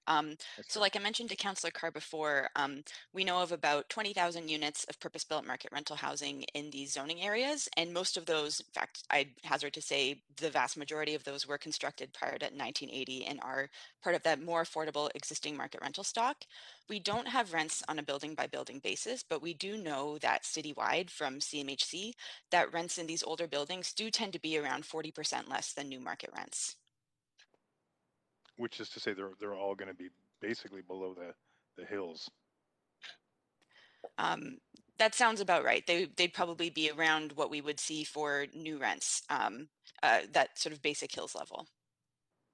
Sure, and I appreciate that it costs money to build new, and it is what it is, and that's what we're dealing with, and obviously the land costs are significant as well. So I appreciate that staff have previously kind of articulated that yes, there's a gap in the TRPP when it comes to nonprofit, like we treat nonprofit housing tenants differently than market housing tenants, and that creates the potential for a significant upset to the fabric of that housing. Do we know how many nonprofit housing providers exist in the city of Vancouver? I raise this just because, and I have complete faith in what I heard from some of the speakers, but at the same time, we have a housing project in Chinatown where Chinese seniors are about to be displaced by a different not-for-profit housing provider through confusion and stuff. So I do worry that there are these gaps, and I'm just really nervous about that outcome, despite the assurances I've heard. Yeah, thanks, Councillor. And I don't have the exact number of nonprofits right in front of me, but I think the point that you're getting at is a correct point. There is a really large number of relatively small nonprofits in the city, and you're probably right to point out that most of the nonprofits that we've heard from during this process are some of the higher capacity nonprofits that we expect to see doing these projects and taking care of the tenants in the way that you heard described by those reps from those organizations.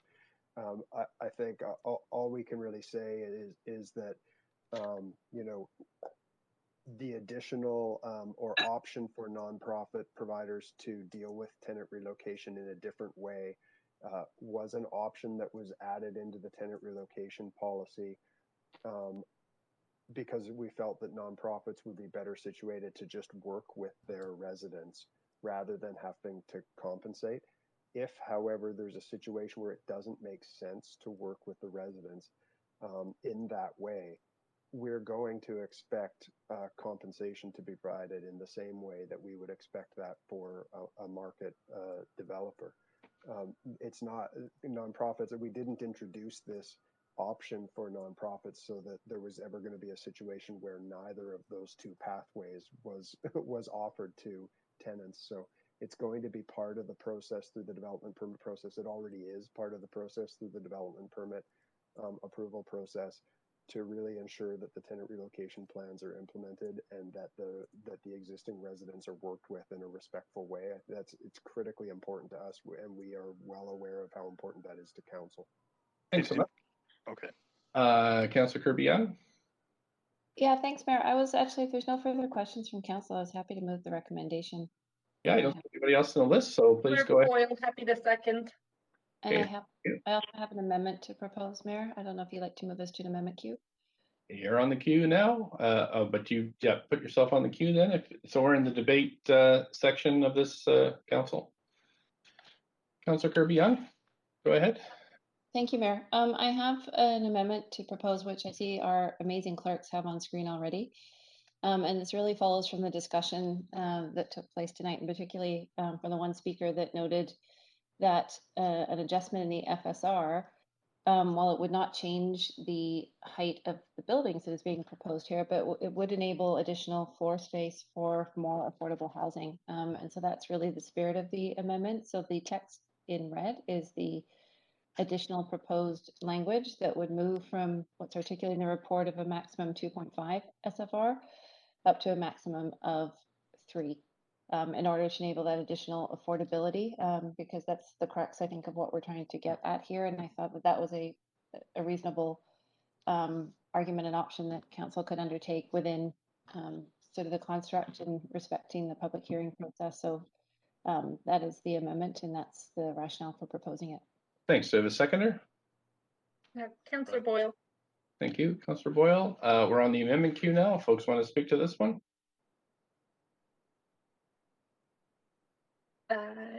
Yes, Councillor Boyle, I'm happy to speak. Just very briefly, conscious of our time, to say that I'm happy to support this. I have been drafting similar language, and I think it's an important and creative way to make sure we're making creating the most homes that we can for residents on these pieces of nonprofit owned land. Thanks. Thank you. Anybody else on this one? Councillor Bly? Yeah, thanks, Mayor. I have a question for you to staff, which is really just why staff did not bring this report forward with an FSR of 3.0 or a range perhaps 2.5 to 3.0. Sure. I'll ask staff if they can clarify their recommendations.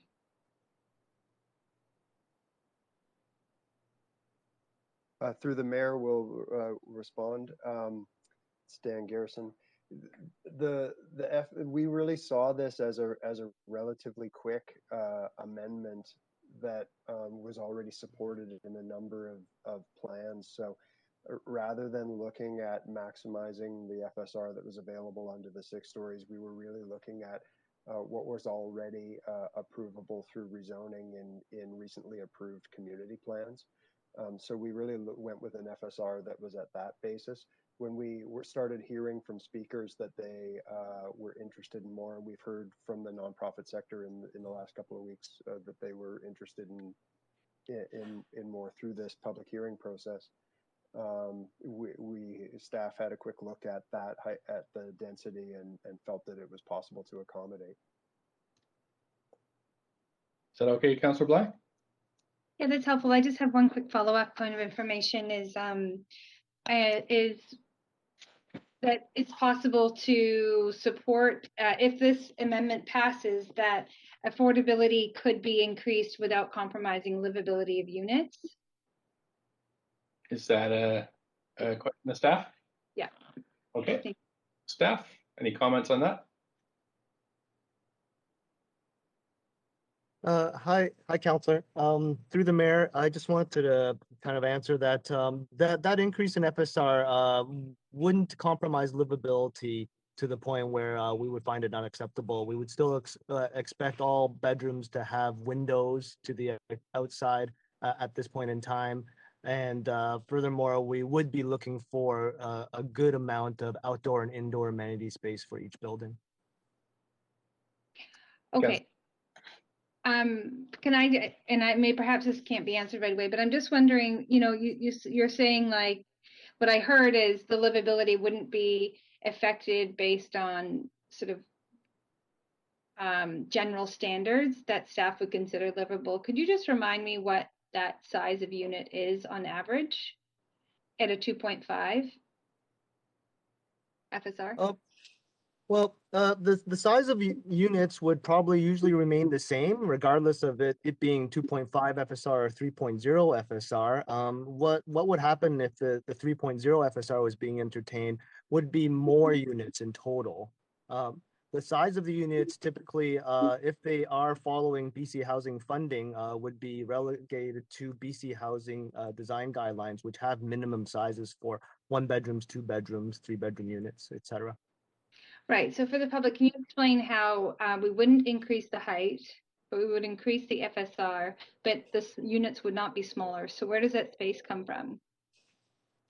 If the FSR goes up, there's extra floor area that can be accommodated on the site, and that floor area typically would mean that there would be more units on each floor, for example, whereas a 2.5 FSR building might be able to, say, just theoretically be able to accommodate 8 units on a floor. A 3 FSR building would be able to accommodate 10 units on a particular floor. Right. And is that by pushing out the envelope of the building, so reducing setbacks, for example?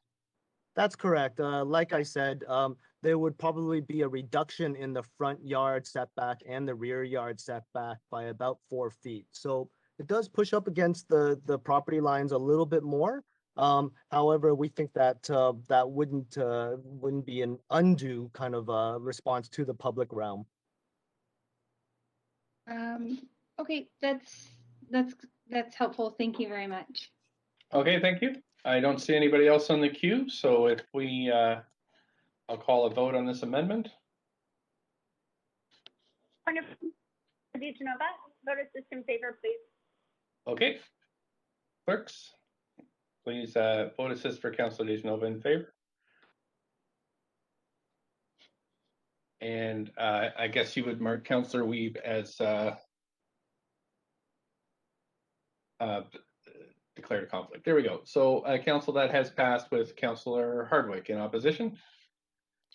Okay, Council, we're going back to the main queue. Councillor Kirby-Yung, anything else on the amended main motion? No, I'll let other councillors go and I'll make comments later. Thanks, Mayor. Councillor Boyle. Thanks, Mayor. Just to clarify, we're speaking to the main amended recommendations. That's right. Great. I am very happy to support them. Appreciate all of the conversation and particularly the expertise that so many leaders from our community housing sector in the city provided from their immense experience in creating social housing across the city. I'll just be really brief to say it's clear that this is housing we need more of. And I appreciate staff being so clear that these proposals before us were intended to be pretty simple and modest recommendations. They read that way to me, and I am absolutely happy to support them. And also, it is clear to me, it's clear, as we heard from many other speakers, that we need to be much more ambitious than this as well. So again, I am very happy to support these recommendations before us today. I hope that they pass to create that additional space for social housing in these areas. And I will be giving notice at the next council meeting of a motion to go a step further in this same direction. Thank you, Councillor Boyle. Councillor Hardwick, up to 5 minutes. Thank you. Residents have the right to express their opinions through public hearings about what will be built outside of current zoning specifications. Council's job is then to hear all opinions and decide.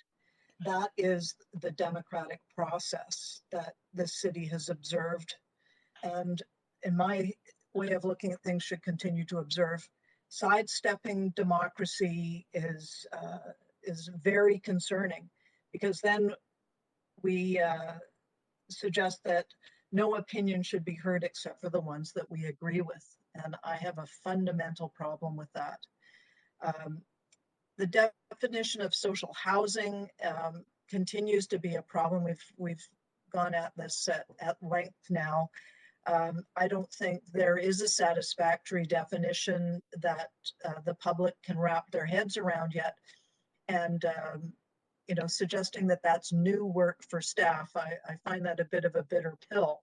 We really need to determine what our definitions are going forward if we're expecting the public you know, the ones that vote in elections and pay our salaries think, then we should be making sure that what we're putting forward is understood and supported by the public. This this change is, I mean, everybody wants to see social housing. Everybody supports and knows that there is need for that. I am still concerned broadly, as this is justified under the Housing Vancouver strategy, which I consider a fundamentally flawed policy and series of policies. But ultimately, what we're saying here is that this definition of social housing is able to jump the queue of the regular rezoning process. It sidesteps democratic processes, and you know, pointing to other cities in the United States as justification for this does really push us back to considering what one of the speakers suggested was that this really is an existential threat to us going forward. This is, you know, really, I was impressed by the breadth of speakers that came. Yes, obviously the people in the social housing arena and industry are there, and their expertise is appreciated. But I was struck about the range of responses, including Bill Thielman, for example, coming to speak and suggesting that we should be looking at this in the context of the Broadway plan and in the larger Vancouver plan. To me, this is just not the way to be going at it. It's incredibly important that we be building trust going forward with our residents. So I may be alone in this, but I think it's really important that we be representing the people that elected us. And if that's not going to happen, we're going to see more and more of these ways of sidestepping our democratic process. I hope that council will give some serious thought to that going forward. Thank you. Councillor Swanson. Yeah, I remember a while back we got an update on the Vancouver plan and the consultations around the Vancouver plan, and the results of that consultation were that the three biggest challenges facing folks in Vancouver were, number one, housing affordability, number two, visibility of people struggling on the streets, number three, homelessness. In other words, they were all housing. We got elected, all of us, basically saying that we wanted to get housing to be more affordable in this city. And that's what this proposal attempts to do in a very small way. I was worried about the possibility that this amendment would destroy existing affordable rental market or non-market. But I've asked questions about it, and I'm satisfied that we'll be getting more, not less, affordability with this amendment. The nonprofits will build on their own land because it's too expensive to buy new land. The nonprofits will try to get affordability beyond the 70% that they're legally required. We have guidelines to push them in that direction. We even have the CHIP program to help them create more affordability. It's really important to get more housing out of the speculative market so it's not continually wheeled and dealed to make more profits. And hopefully by making it easier for nonprofits to build housing, we can do this. About the definition of social housing, I don't like it either. It seems to be foisted on us by BC Housing, but it's housing that's owned by a government or nonprofit, where a minimum is at the housing income limits or basically affordable to someone earning 30 to 80K. But we've heard some nonprofit providers say that they try to get more affordability, so lower income people can rent units. The city gives grants for this, the province gives grants for this. The mission of the nonprofit providers is affordability. And we heard one woman from the Community Land Trust say that they try for 20% at shelter rate, which is $375 a month, which is very low, 50% at Hills, and 30% at Market. I'd like it if we could get more affordability, but this is what we're stuck with. And I hope we can get some more social housing with this rezoning. The last thing I want to say is if we really wanted to save affordability in the existing market rental houses, we'd get vacancy control. Because right now, every time anyone moves out of a lower rent market rental, the rent goes up to market rent. And unless we get vacancy control, we're going to lose tens of thousands of affordable units, just the fact that we don't have it. So I'm hoping that a next step that we can take, if the province won't give us vacancy control, that we can legislate it as a city. And I know we're supposed to be getting a report on that later in the summer, and I hope we can do it. Okay, that's it for me. Thank you, Council. We're at 9:37. Scheduled to stop at 10. With Councillor Carr, up to 5 minutes. Thank you. Mayor, first of all, may I just thank staff for their work on this and thank everybody who came to speak. Your input is incredibly important to me. Unlike at least one other councillor who has mentioned that they didn't think that we were hearing from the public, I believe we have heard from the public. Staff reported out that we did do survey work, 77% of which supported this proposal. Our seniors and renters advisory committees have both indicated their support for this proposal. Of the speakers we heard over the last two sessions on this, 16 of those speakers support this proposal, 8 don't. So that's double the number in support. You know, this is really about addressing the key problem in Vancouver, which is housing affordability and the affordability emergency that is only increasing. Land value inflation contributes to this crisis. This change deflates land value, and I think that's a step in the right direction.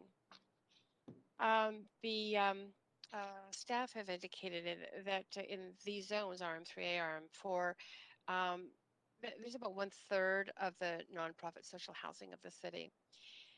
This relatively modest amendment, I'm quoting our staff, Dan Garrison, assists with current nonprofit and co-op renewals. And I think that's awesome. Our social housing is aging, and by the nonprofits and co-ops who own that housing, redeveloping it, it will not lead to displacement. So they have that commitment, and we see their efforts to not only not displace, but ensure rents are maintained.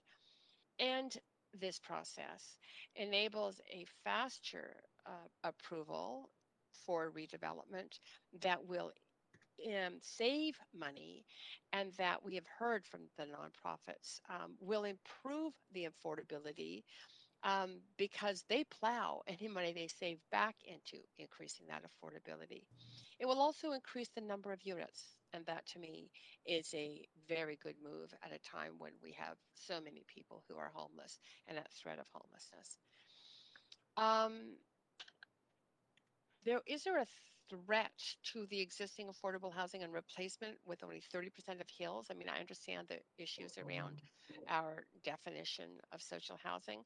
You know, I really remind council that the speakers were very clear that the nonprofits are not typically out there buying some of the older apartments to redevelopment. This is about redeveloping their own buildings and increasing the affordability and units there. So I think there's been a fair amount of fear mongering around that. And in my mind, the real risk is not doing this, and the chance that there would be replacement of the rental that does exist with it being bought out by speculative market investors. So I am in support of this. Thanks, Councillor Carr. Council, we have 4 councillors on the list with 19 minutes left, so I'll just remind you of that. Councillor Kirby-Young.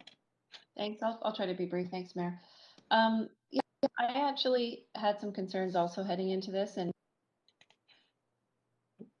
we lost you there. Can you hear me now, Mayor? Yep, we can hear you now. Great, thank you. I did have some concerns going into this, and it was really important to me to hear from all the speakers. I learned something every time we go through this process, and clearly it would be really helpful if statutorily our definition of social housing hasn't changed, that we amend, I think, our communications to include some of that information up front, because I do think that we heard from a lot of speakers that were really quite intrigued, for lack of a better word, to learn what that definition of social housing is. And essentially what we're really talking about is putting more housing stock, or trying to ensure housing stock in the hands of nonprofits and or co-ops or government, but that is essentially secured rental and a more affordable rental. And we did hear, as other councillors have commented, heading into this council term, and it continues to be true, that we have housing as a core issue, housing affordability is a core issue, and availability is a core issue. So we know the kind of housing that we need. The question is, how do we actually get to it? We don't necessarily have enough places to put it. This would facilitate that. I think it's relatively modest in terms of the additional height.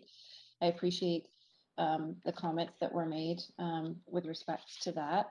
Having said that, it also provides a number of benefits to get the right type of housing, to provide easier, potentially more successful access to federal funds, and to get the housing to market more quickly. I think those benefits actually outweigh sort of the potential cost savings. I don't see potentially a large impact on affordability from that perspective, but I see the housing coming forward more quickly and with additional support. The reality is, in simple terms, quickly, that from back in the day in the 70s or 80s, when we had senior levels of government underwriting full costs of housing, that's just not the paradigm. And the way that we have to get there right now, notwithstanding sort of additional recent budget announcements, and it remains to be seen if that would sustain, but we have a lot to catch up on. The way that we can get there is really through policy and through zoning, and that's the model. Without that full level of investment, which results in sort of more mixed housing in order to sustain these projects, because the paradigm has changed, and then also costs have changed and risen, and land is more expensive.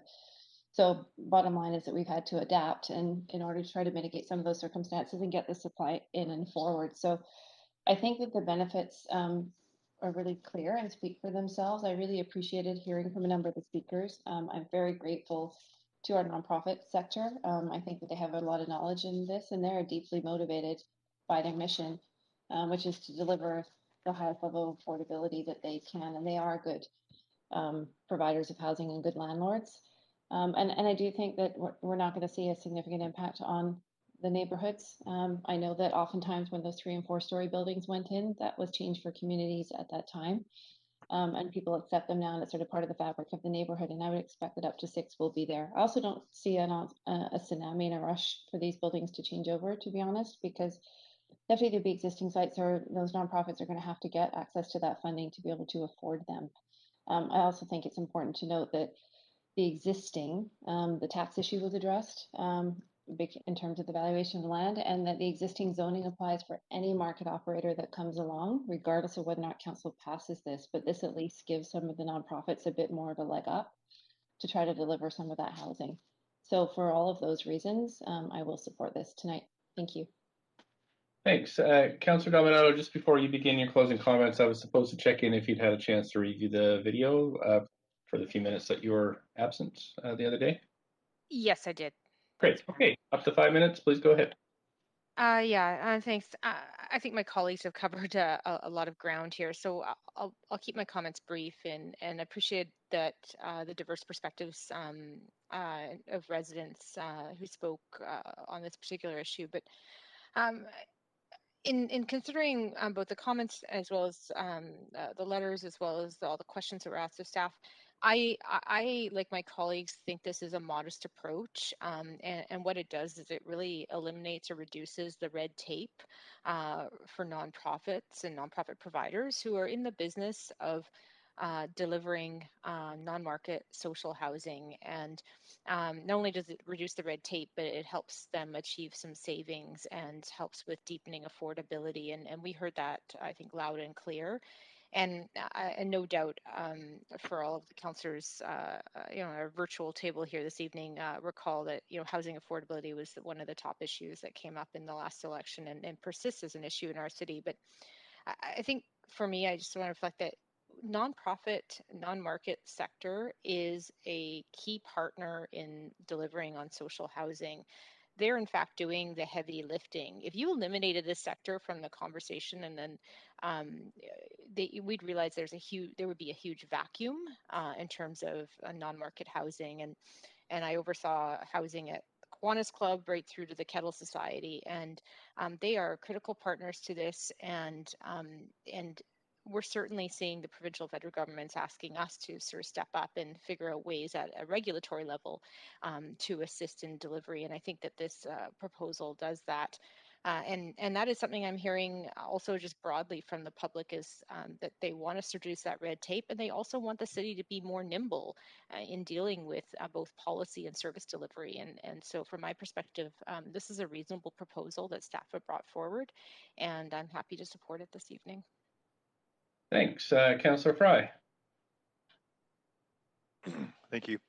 Yeah, I appreciate the various speakers that came to talk to this item, and I agree with my colleagues that this is a very modest proposal, and I think it's an efficiency that's going to yield results, and I mean, save significant time and cost off the development of new affordable housing for the not-for-profit sector. So I'm supportive of this from a pure efficiency point of view. And I appreciate that we had some real high caliber not-for-profit housing providers come and speak to us. But I also appreciate that not all housing providers, non-profit housing providers, are created equal. And we are potentially opening up a playing field that may have unintended consequences when we consider that the bare minimum of affordability that's outlined here is currently, under the current Hills rate, the housing income limits for 2021 is $1,375 for a one-bedroom or bachelor. And by the time these are built, the Hills rate could be significantly higher. And when we consider what these legacy rental units may well be costing the tenants today, it stands to reason that they're going to be higher. And I, you know, as we were going through this, I perused the real estate page, and I found a perfectly lovely little apartment building in an RM 3A on a 50-foot by 130-foot lot for sale for $3,300,000, which seems, I hate to say, seems reasonably affordable for a not-for-profit to pick up if they were to develop that to a significant density that we're proposing today. So I do want to highlight that there is the potentiality, and I appreciate Dan Garrison reflecting back that they are alive to this and that they will be, you know, addressing it through our tenant protection and policies. I don't see it articulated in the actual policy, so I will be bringing forward at a later date some kind of motion to actually really re-examine some of the TRPP to ensure that we are protecting a lot of those existing tenants who may find themselves in a very dreadful loophole when not-for-profits purchase their low-end market building and they suddenly find themselves without the same level of protections that they would have had when it was owned by a mom and pop landlord. So I think it's also about, while we're trying to achieve this great fairness for the not-for-profit sector, and future tenants, we also want to ensure fairness for the existing tenants, many of whom have been in their homes for, you know, possibly decades, and we want to ensure that we're not unreasonably impacting those folks as well. So that is something that I'm going to continue working on. But in the meantime, I will be supporting this proposal as amended. Thanks. That's it for council speakers. I'll just quickly say I completely support this. Thanks, staff, for bringing it forward. Thank all the speakers. And it isn't the absolute home run that we all need, but I do think that it is a significant step forward. So thanks again for everybody who participated. And now I'll call a vote.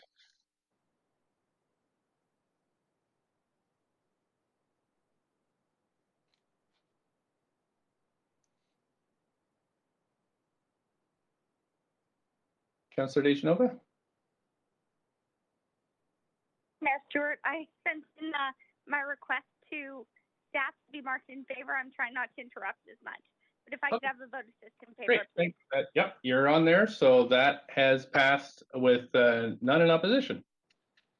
Thank you so much, council. We're good for this evening. That closes this public hearing. Councillor Hardwick, do we have a motion to adjourn? A motion to adjourn. Thanks. With seconder?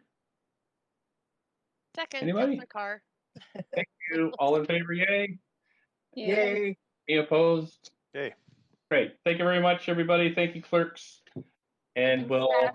talk to you soon. Thanks, everyone. Good night, Thanks, staff. Good night, everybody. Good night. Bye.